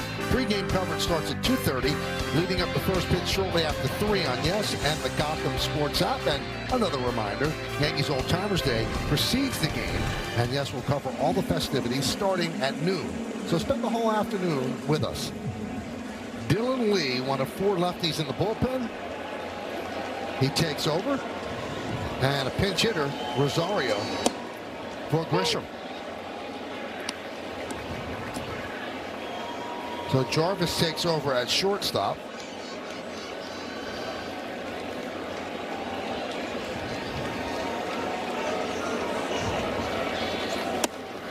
You know, Paul, the struggles of Grisham have gone on for so long that they don't usually pinch hit for him against lefties, but there's just only so patient that you can be when you're not scoring runs. So Grisham was 0 for 3 tonight. He's 8 for his last 74, and you wonder if his hold on this position is somewhat tenuous. Well, I mean, you're just looking at a drought from the top of the order where between he and Rice, I mean, not a lot of things going on, and it just puts a lot of pressure on the bottom of the order, who's, you know, obviously expected to do well too, but you know, the top of the order, you're hitting the top of the order for a reason. That's because you know, you're getting on base, you're driving in runs, and right now that's just not happening.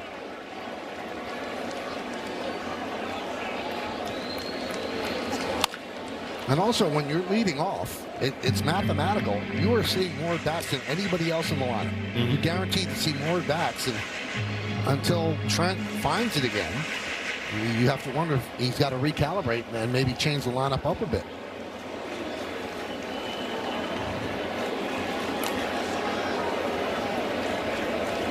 One, two.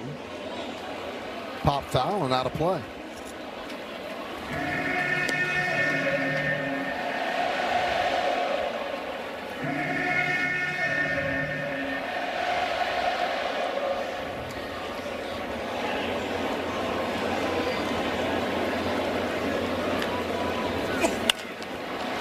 High fly ball.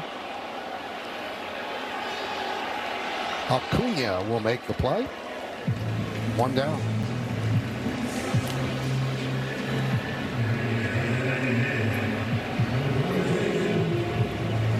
Bednar and Hill.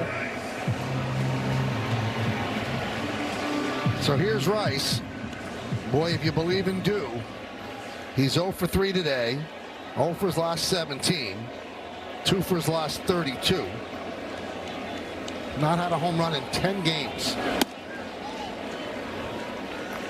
1-0.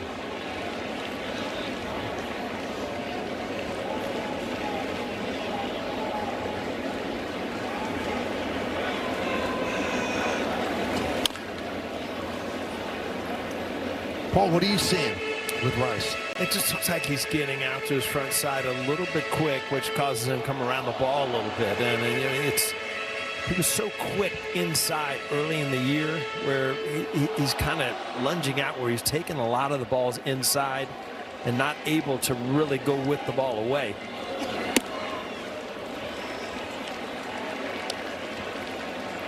Two and one on Rice. 2 strikeouts, a fly ball to left. In the bottom of the 8th inning, 1-0 Braves.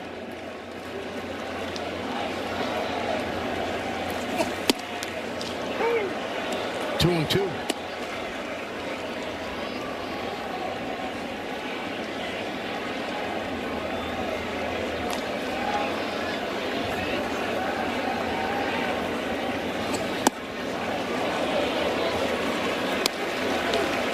The count full on Rice with Elliot Ramos on deck.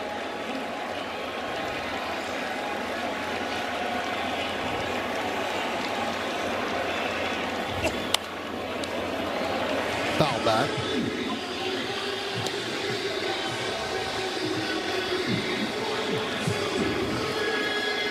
Yankees have 4 hits. They've had a couple of runners in scoring position. Swing and a miss. Rice down on strikes for the 3rd time tonight. A couple decent swings on the ball and then leaving the strike zone, and that's just not seeing the ball, being a little anxious. Don't get me wrong, Lee's put up numbers for a reason. He's got good stuff.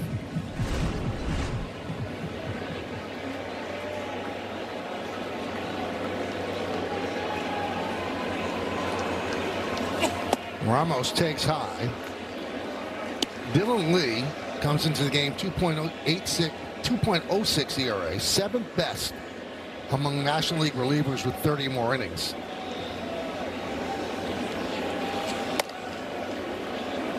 But it's the 2nd best ERA among Braves named Dylan. Dylan Dodd has a 2.04 ERA. We told you this bullpen is pretty stacked.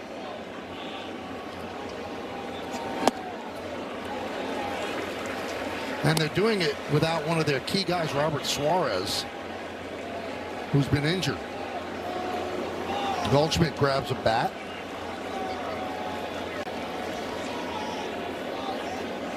(3-0). 3-1.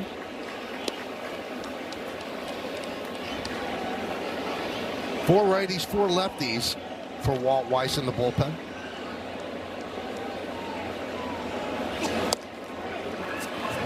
And a good day for Elliot Ramos. He's been on base 3 times, 2 walks and a double.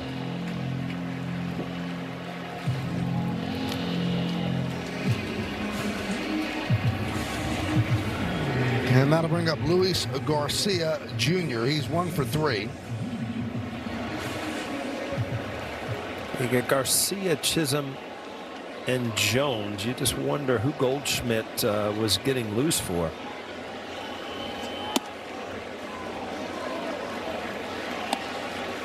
One and 0. Struggles somewhat against lefties. Big difference in OPS.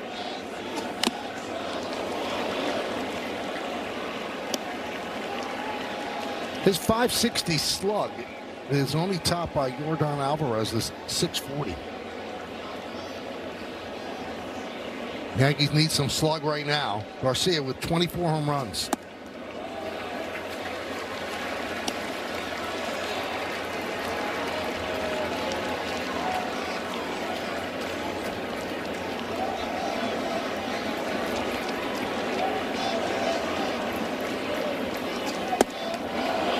Did he go? Nope.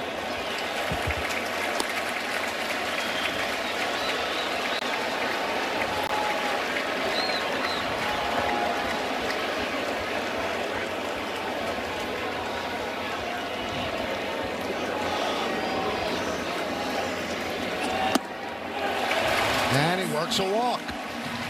That's good at bat there. I mean, there were some pitches he could have gone after, especially if you're anxious. You want to be the hero.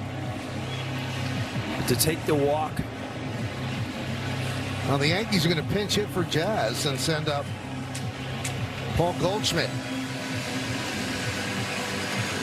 Well, again, it's the struggles, and it's the time where Aaron Boone has to roll the dice. You got Goldschmidt who got a pinch hit the other night, first one of the year. This is basically now looks like it's going to be his role with spot starting and pinch hitting against lefties, and you don't see Jazz pinch hit for very often against lefties, but the way the offense is going, the game has forced Aaron Boone to try to take some chances here. And Jazz has really struggled. He's 0 for 2 with 2 strikeouts. So in this 8th inning, Boone pinch hits for 2 guys that don't get pinch hit for a lot. Trent Grisham and Jazz Chisholm. You know, if you define roles now, this is it. A big situation against a lefty, Paul Goldschmidt's going to be your guy. Now Lee actually does quite well against righties. Paul, they hit 175 against him. 0-1, first and second, 2 men out. 0-2, good change. Yeah, this is the worst thing you want as a pinch hitter, to go up there. You don't see a couple pitches before you're 0-2, and now you're in emergency mode.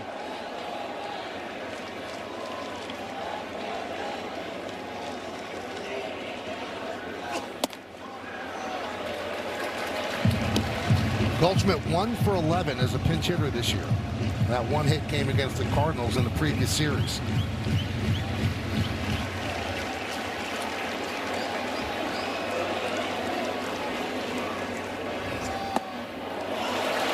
Two.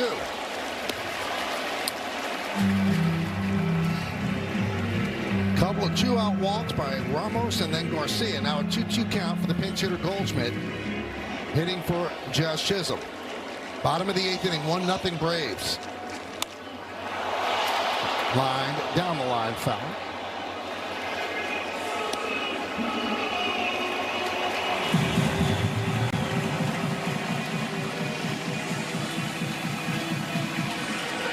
Good arms in right and in left. Michael Harris proceed with caution.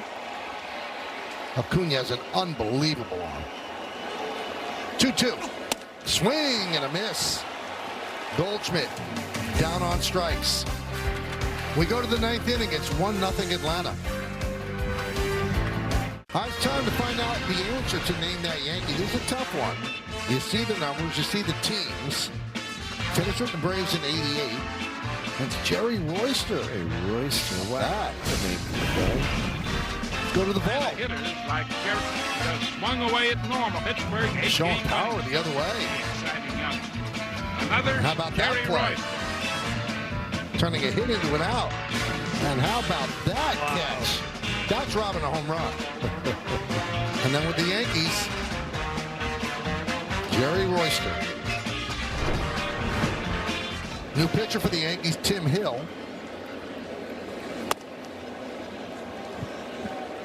Got some changes defensively for the Yanks. We'll give you those as we move along.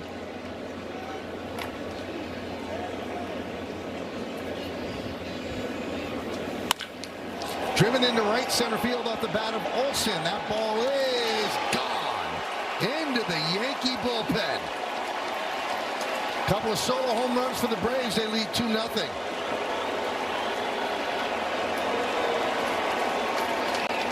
Well, I've talked about it all game, how dangerous Olsen is with the type of numbers. And if you miss after ball one, Tim Hill, you know what you're going to get, a sinker. And then if it doesn't have action down in the strike zone, he's going to square it up. I mean, this was a line drive. It just happened to end up in the bullpen.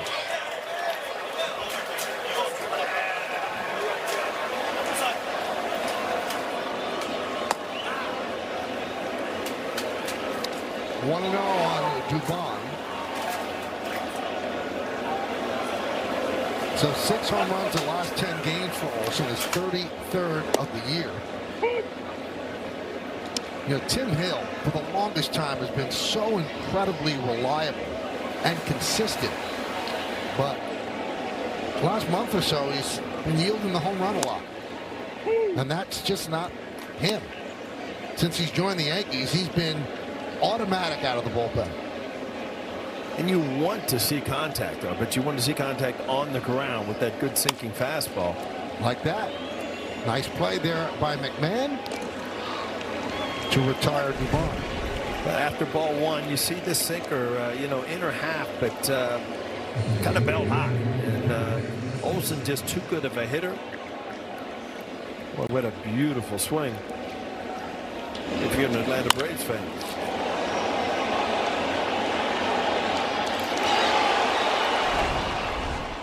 There's Michael Harris.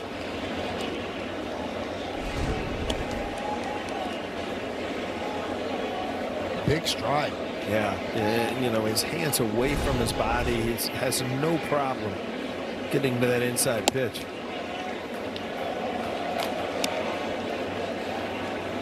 Now, if you want to look ahead to the bottom of the ninth for the Yankees, it's Jones, Lombard, and McMahon. And they'll try to do it against Iglesias, the closer, who's 24 out of 26 this year. Catcher's down to the pitch. All right, so Wells going to challenge that ball call. ABS challenge powered by T-Mobile. How about that? Overturned by a lace.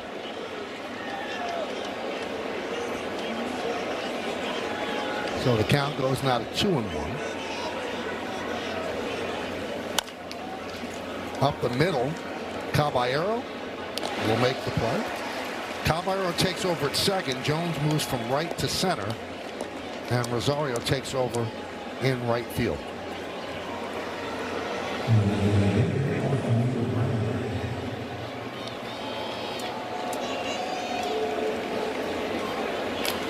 So with Riley coming up and Hill having allowed 9 home runs in 42 2/3 innings this season, that is not him. They're going to go to the bullpen. They'll bring in the right-hander to face Riley. It'll be Yerry De Los Santos. Yankees trail 2-0.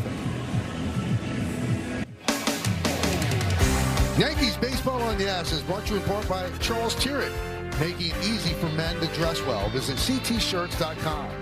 By Sage, proud accounting software provider of the New York Yankees. And by the Hyundai Getaway Sales Event. Feels so right they almost feel wrong. Only at your local Hyundai dealer. Bobby Cox in the Hall of Fame. Andrew Jones before that in the Hall of Fame. Joe Torre in the Hall of Fame. We'll see Joe tomorrow. Yerry De Los Santos deals to Austin Riley. There's a strike. Riley broke the scoreless tie with a home run in the 8th inning against Fernando Cruz.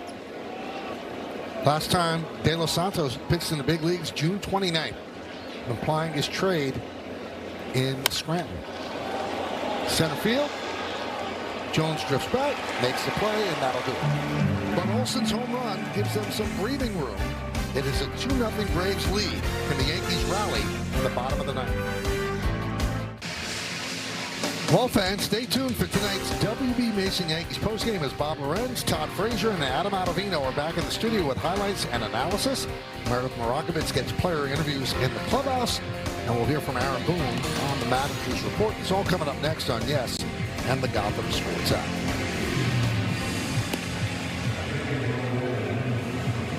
So Raisel Iglesias, 24 of 26 in saves, 44 strikeouts in 41 innings.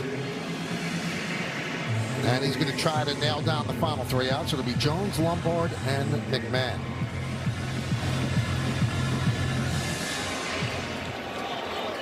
Only guy left on the bench is Ali Sanchez for the Yanks, the right-handed hitting catcher. Jones hit the ball hard twice, but just not enough to get out.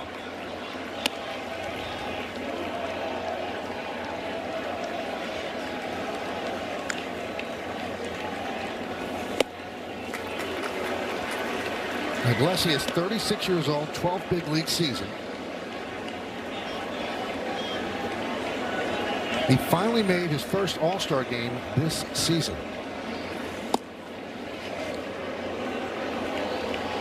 And Jazz's face right there kind of tells the story of the entire struggles of the offense. Michael, he's got a T-shirt on. Yep. In the dugout. All right. 2-2.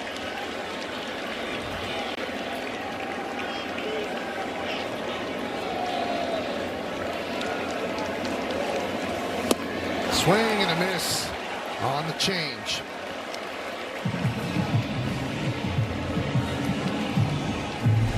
Well, you're seeing a solid team. They just know how to play. They got good pitching. They got key hitting. They got stars, and they've got a good bullpen. And that's why the Atlanta Braves are where they are in their division. Here's Lombard. He's 0 for 3. And a strike.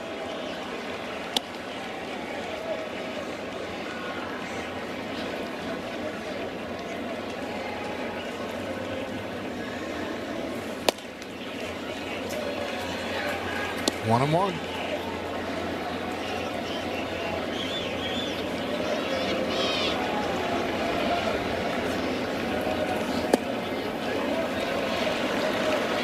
Two and one.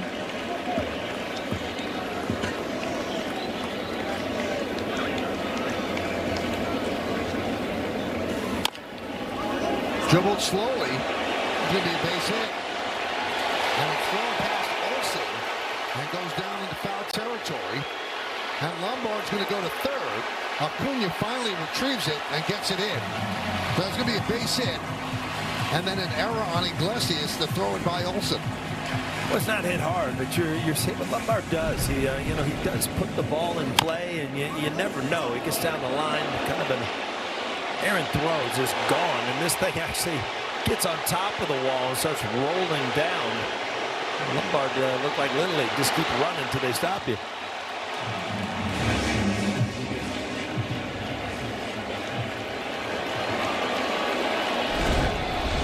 So here's McMahon. The infield's back. Ground ball gets a run in, but the Yankees are down by 2 here in the bottom of the 9th inning. Isn't it always when you give up that extra run, Michael, then you end up scoring one in the 9th that would have been the tying run? Now scored a single and a 2-base E1, allowing Lombard to go to third.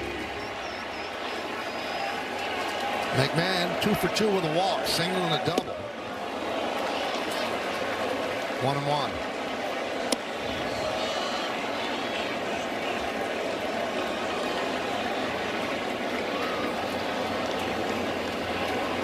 Top of the 8th inning in Seattle. Tampa Bay leads 2-0 over the Mariners. Red Sox have already won. It's their 9th straight win. So the Yankees need to rally here.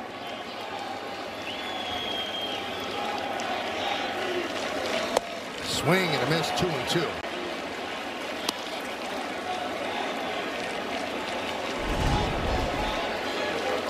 Well, he went after it, and you see that little movement right at the end. Kind of tailing back over the plate, but got away from the barrel.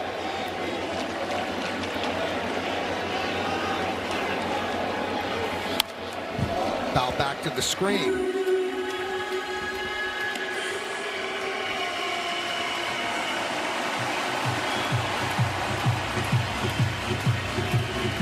One swing, and the Yankees tie the game.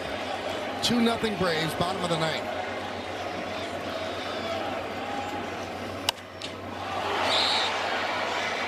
Two and two.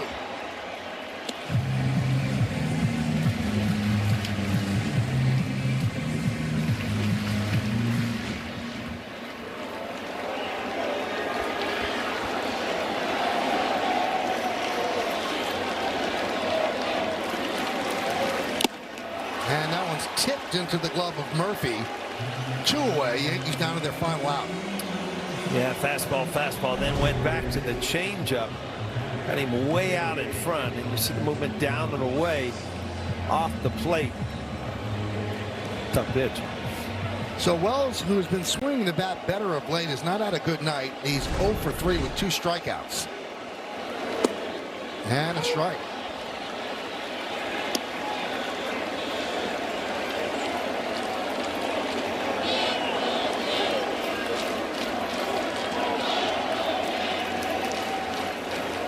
And the righty deals. Drill to right field. That is a base hit. Yankees are on the board. Lombard scores. And Wells gets himself an RBI double as the Yankees have a pulse here in the bottom of the ninth. Wow, it's 2-1. Big hit for Wells right there. Drives it down the right field line. Again, Michael, every time you give up that insurance run, it comes back to kind of haunt you. Another one up in the strike zone. He stays around it and just hammers it down the right field line.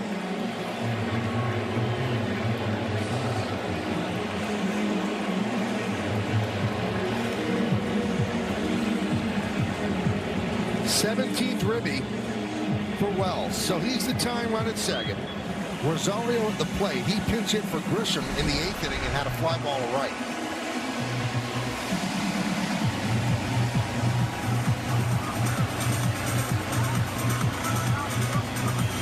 So the youngster giving some scouting reports. Yeah, just talking about the movement and he's explaining the changeup, you know, how it's kind of a two-seamer going away.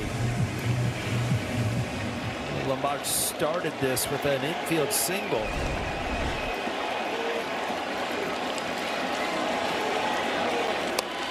And a strike to Rosario. Rosario actually has been better against right-handed pitching this year than against lefties. That's against his career trend. 1-1.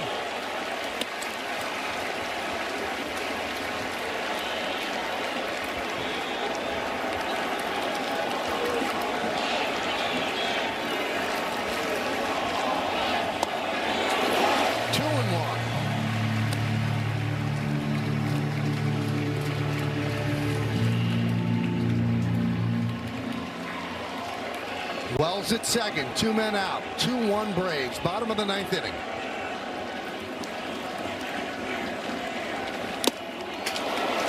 Two and two. Got the 4-seamer by him. Well, a healthy cut at it. Just did not make contact to be right on it. See, his ball kind of tails back into a righty.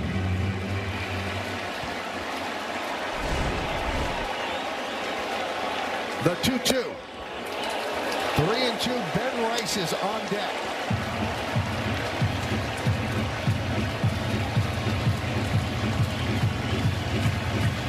Wells with the RBI double leads off second. Full count on Rosario. The payoff. Top of the bat.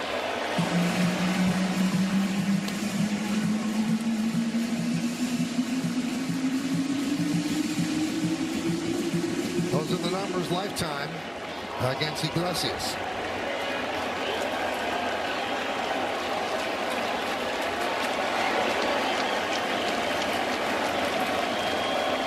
Game on the line. Payoff. Another foul ball. Well, it is what it is, Michael. Kind of a defensive swing. But when you're 3-2, you know, you really can't go after it unless he hangs that changeup. This will be the 8th pitch of the at-bat.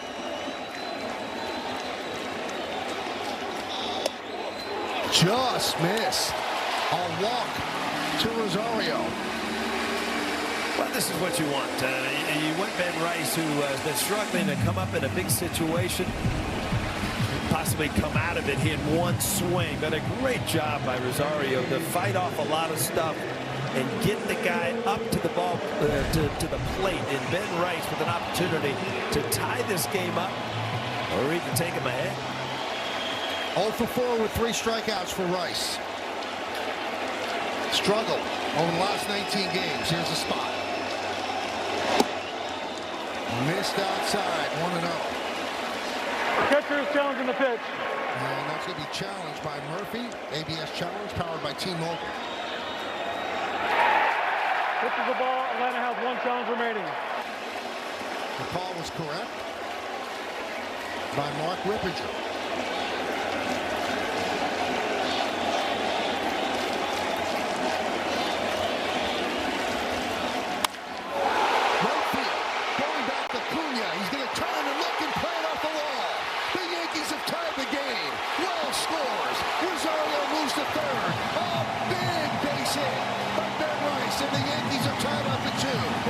Positions where you get the slump out of your mind. It's such a big at bat that you just forget about everything.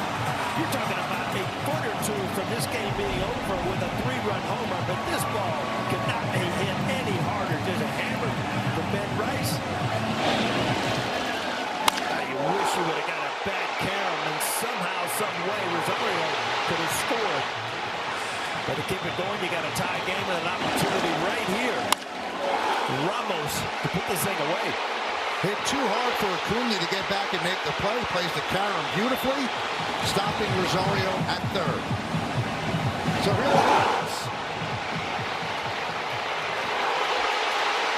He has a chance to be a Yankee hero. Yankees have tied the game. They do not hold Rice at first. He takes off. And there's a strike. That one means nothing. But it does remove the force at second base.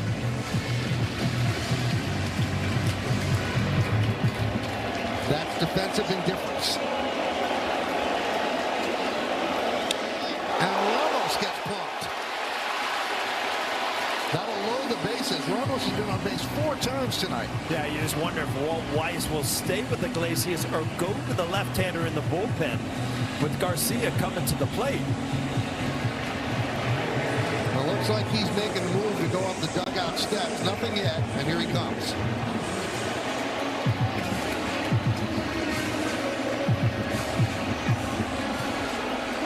So it looks like it'll be Dylan Dodd. So the Yankees barely had a pulse, but they scored 2 runs. That the bases loaded with 2 outs. Bottom of the 9th inning, Luis Garcia waiting.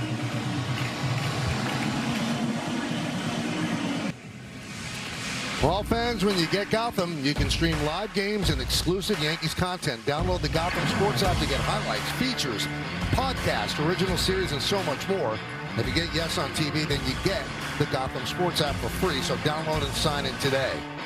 Yankees were on the mat. They climbed off the mat. They have tied the game. They have a chance for a dramatic come-from-behind victory. The bases are loaded. Dylan Dodd will come on to face Luis Garcia Jr. Rosario is a winning run at third.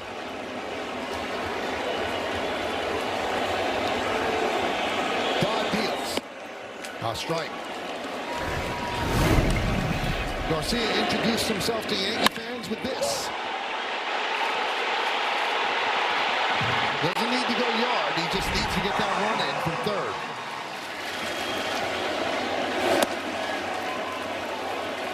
Well, Don, you talked about his numbers, and they're even better against lefties. Lefties only hitting 173.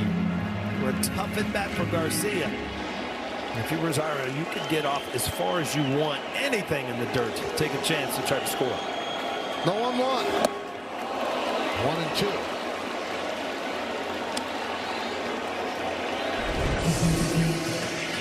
It's a nasty breaking ball there, and you know his style of hitting where he opens up. It's really hard for him to stay square on that slider away to lefties.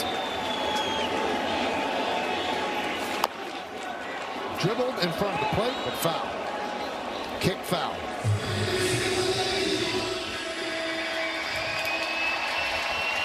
You see Caballero on deck. He's not coming up this inning. Either the game's going to be over, or you'll see him in the 10th. David Bednar getting ready to pitch the 10th. The only way he pitches is if the Yankees don't score that run at third.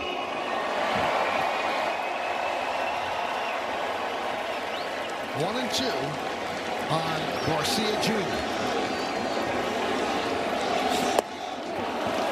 2-2.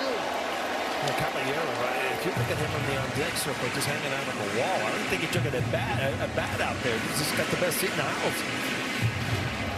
Well, you have to have somebody on deck, but he's not coming up this inning. The 2-2. Grounded softly to second base. Albies will make the play, and that will do it. But the Yankees have tied the score. The big hit off the bat. Ben Rice been struggling so mightily. Puts one off the wall to score the tying run. We go to extra innings. It is 2-2. David Bednar will pitch the 10th inning. The Yankees are in extra innings, and to be quite frank, they've been dreadful in extra innings. It has not been their friend. They are 1-8 in the extra frames, and the Braves are 4-5. Well, they're due, Michael. You believe they're due, right? Sure. Ben Rice was due. He certainly was. He almost was due to hit a 3-run homer, and we'd be walking in the tunnel right now. Big hit for Rice to tie the game. So the automatic runner is at second base. That's Austin Riley. Bednar on to face Sean Murphy. So look at guys that really came through in the 9th inning. Guys that have really been struggling with Wells and Rice coming up with huge at-bats for the Yankees to tie this game up.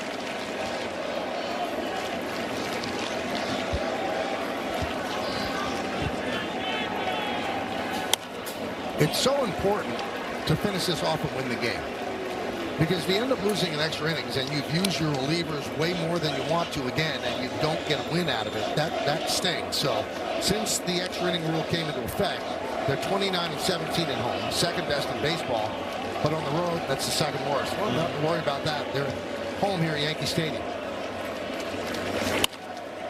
Grounded in the hole, backhanded by Lombard. The throw to first. What a nice play by George Lombard Jr. to turn it into an out. Well, again, I mean, these plays you have not seen the Yankee infield make, and this is all because of the strength of his arm. Going in the hole, if you don't have a strong arm right here, you've got no chance of making this play, and he makes it easily. A huge play, Michael. I mean, he kept the runner at second and makes the out. So here's Jim Jarvis, his first at bat of the night. He was a shortstop when Kim was out.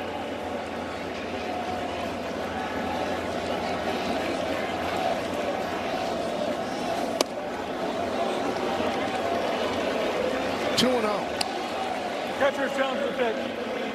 Well, Wall's going to challenge that ABS challenge, powered by T-Mobile. Walls is right. Pitch is a strike. He also retains his challenge. Yeah, he's been on fire this homestand. I think he was 4 for 4 the first game against St. Louis. You figure as a catcher, you really should have a good view, whether that's a strike or a ball.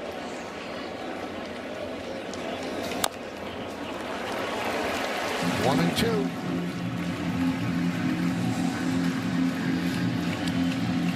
Coming up for the Yankees, Caballero, Jones, and Lombard.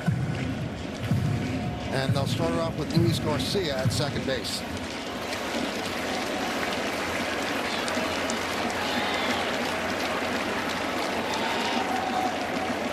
One, two. Grounded to first. Garcia fields will go to the bag. 2 down as Riley moves to third. Well, this would be a huge out and give the Yankees a huge advantage if he can get through this now, get this third out, and not allow that run to score. But a tough out. Acuna's been swinging the bat better. 2 home runs yesterday and 2 singles tonight.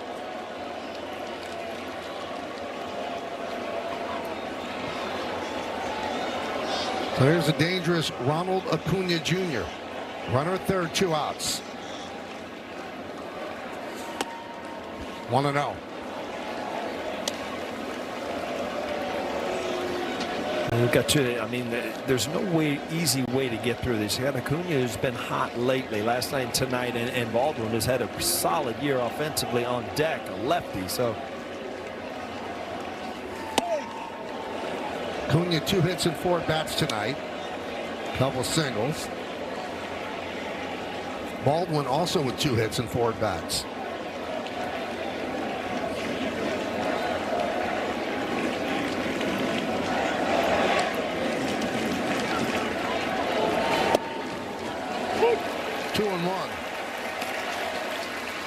You see he'll go with that split finger in the fastball count. He's kind of gotten away pretty much from that overhand curveball. That must have just got the top of the strike zone.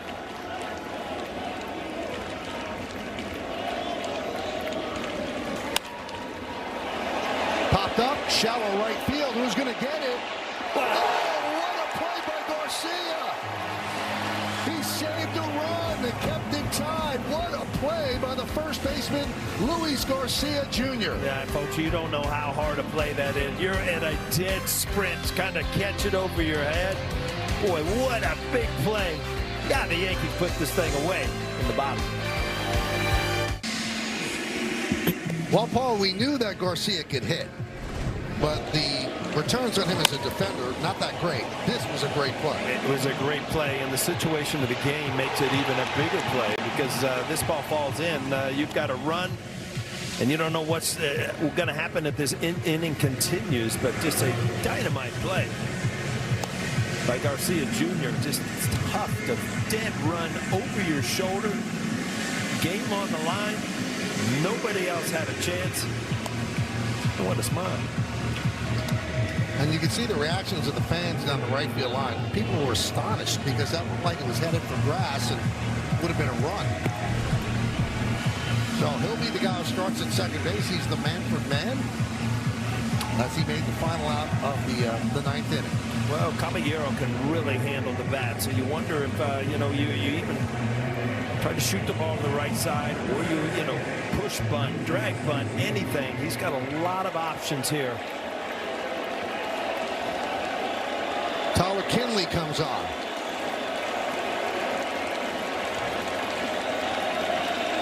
They're in at the corners waiting for the bunt. And then the old inside move.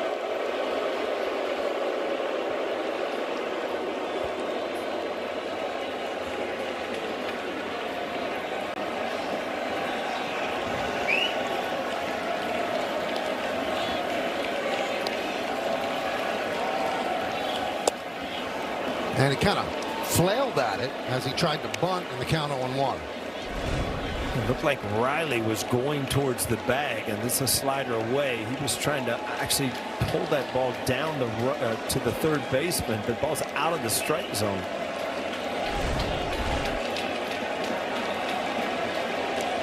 Riley almost shaking hands with him, and he swings and misses. They took the bunt off with Olsen. Right down his face.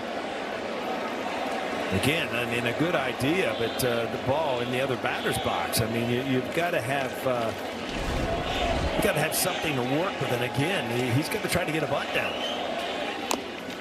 And he strikes out.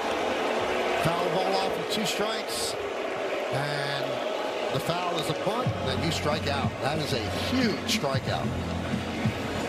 That's not how you drew it up. You know, he seemed like the right guy to have up there at this time. And right here, he's just really jabbing at the ball, not able to get a bunt down. Now they intentionally walked Spencer Jones. First and second, 1 out. And that brings up the youngster, George Lombard.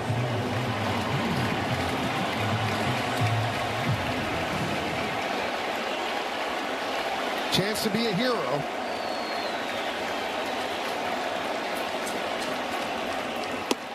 He started the Yankee rally with one out in the ninth inning, an infield single that Iglesias threw away, putting Lombard on third. He scored on Wells's double.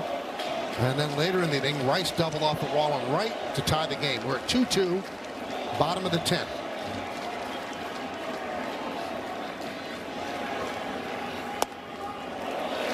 One and one.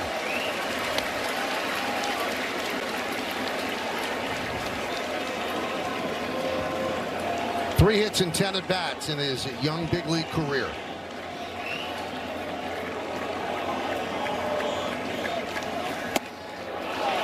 Two and one.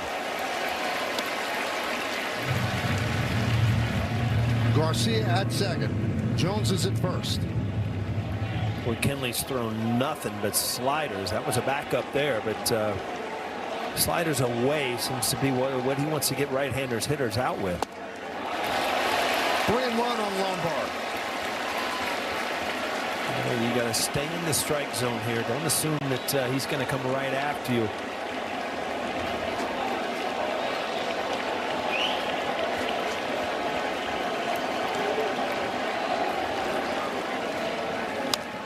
Fouled straight back.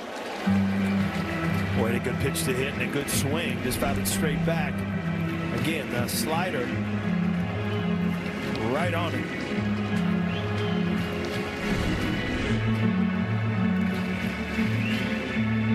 Chance for the kid to be a hero. Give the Yankees a much-needed victory.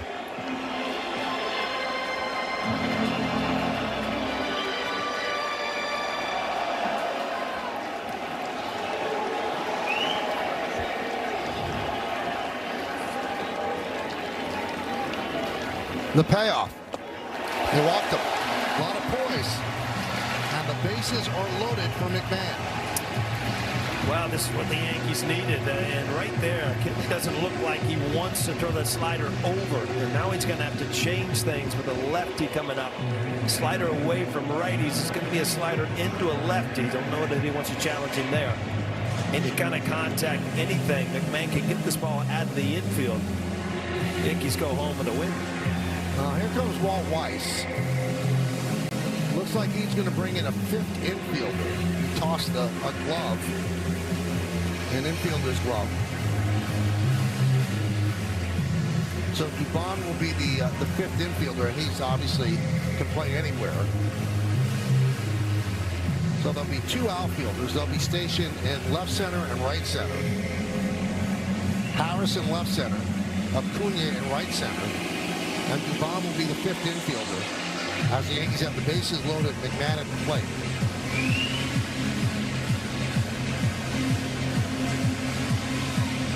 Braves have won 8 in a row. Yankees trying to snap that. Get back on the winning side themselves. So the lefty batter up, they'll have 3 infielders on the right side.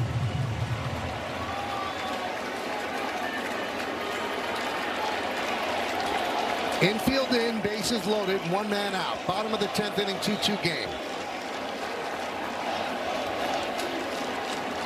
Outfielder shallow.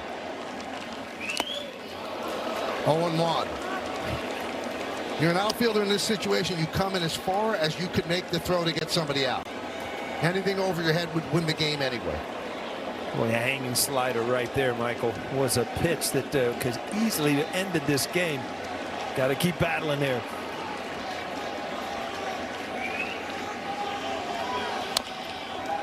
Oh, 0-2.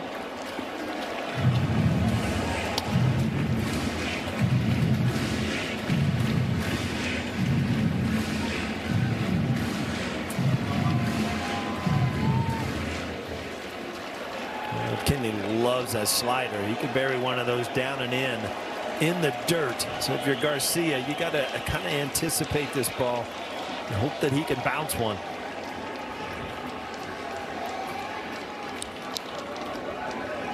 The 0-2.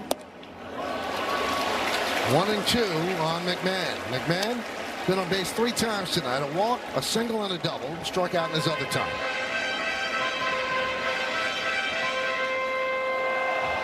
Yankees down 2-0 in the bottom of the ninth. They tie it, now trying to win it in the bottom of the 10th.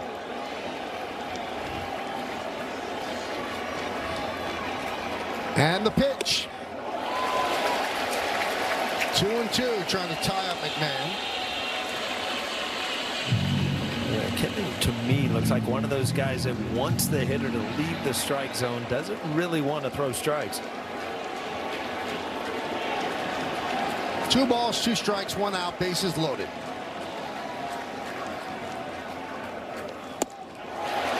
No place to put McMahon. A 3-2 count. That's the guy that counts. Garcia at third with the winning run.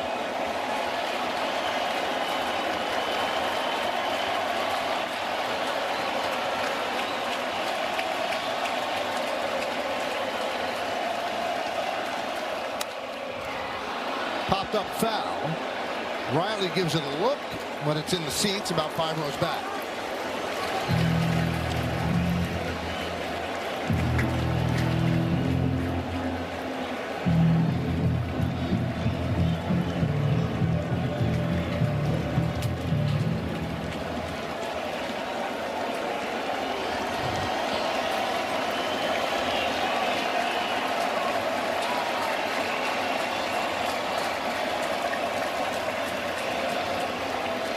And the payoff. High fly ball, deep right field. This should do it. Acuna back. He'll make the catch. Garcia tags. Here's the throw. Not nearly in time. And the Yankees win a much-needed game. A walk-off sac fly. And in 10 innings, the Yankees come back to win it 3-2. Oh, did they need that? Well, that's a big-time win. I mean, Max Fried started it off, gave him a great performance. And the Yankees offense went into the ninth. Everybody thought they were dead. They fought back. Great at-bats down the line from McMahon in the ninth to end this thing. But a huge win for the Yankees. The big at-bats, the Wells double, that got the first run in. And then the biggest at-bat was Ben Rice with 2 outs, hitting one off the wall to tie the game. Yeah, there's been some people at the top of the lineup struggling. McMahon lately has been swinging the bat really well. Like great at bat from being down 0-2. Fighting back to 3-2, got a slider, ended the game. See you tomorrow on the Old Timers Day, Michael. Well, the Yankees really needed that one. To lose this game 2-0, to have their offense so anemic, continue to be unable to score, but then they scratch back. And they get the 2 runs in the bottom of the 9th inning against a pretty good reliever. And then to win it here in the bottom of the 10th inning, they have not been experts in extra innings this year, but they now go to 2-8, and the Yankees break an 8-game winning streak of the Braves. And McMahon had a pretty good night, picks up the winner. Yeah, you can't say enough about fighting back against a good team, too, and a good bullpen. 3rd best in the major league, so kudos to the Yankees for coming back and beating the Braves tonight here on Friday night. So McMahon with the winner. He's downstairs with Meredith Morakovitz. Thanks, Michael. Ryan, you come up to the plate there in the 10th with the opportunity to be the hero. Bases loaded. Getting a little jumpy over here. You know what's coming. He's trying to trick you back there. No, good win by the boys. A lot of good at-bats down the stretch, and we found a way to get it done. Your at-bat in particular, what's your approach there? Just trying to grind it out.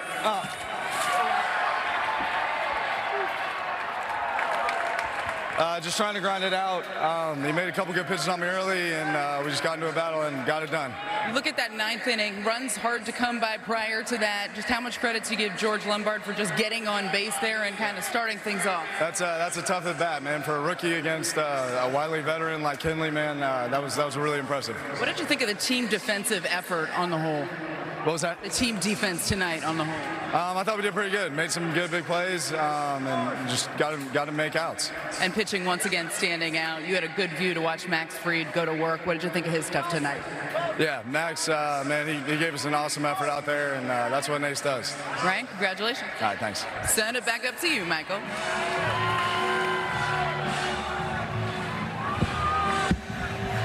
Thank you, Meredith, and thank you to Ryan. So the celebration is on. The Yankees were staring defeat right in the eyes, and they said, nope, not tonight. So they cool off the Braves, and McMahon gets cooled off as well. Yankees win 3-2 and 10. We'll take a look at the Chevy player of the game. Well, the reason that the Yankees got to win this game was a defensive play. You brought him in for his bat, but Luis Garcia makes a tremendous grab to keep the Yankees tied there, which gave the Yankees an opportunity to win. All right, now it's time for the game-changing drive of the game. Paul, brought to you by Audi and the all-new Audi Q3. Well, that's the reason we're going home, Michael. After falling down 0-2, gets a slider, drives it deep enough. Yankees go home a winner. And they took one from the Atlanta Braves. Big win for the Yanks as they win 3-2 in 10 innings in 3 hours and 16 minutes. Bednar's been great, gets the win. Kinley the loss. A couple of home runs for the Braves accounted for their runs, and then the walk-off sac fly. And oh, by the way, an hour and 55-minute rain delay at the start. Coming up on the Yes Network, stay tuned for the WB Mason postgame show with Bob Lorenz, Todd Frazier, and Adam Altavino. Special thanks to producer Joy Benjamin, director Dan Barr, Mike Webb, and the executive producer of the Yes Network is Mr. Jared Haynes Boschnack. Hey, join us later today for Old Timers Day when the Yankees take on the Braves in Game 2 of this 3-game set. Coverage begins at noon on Yes, with first pitch coming shortly after 3.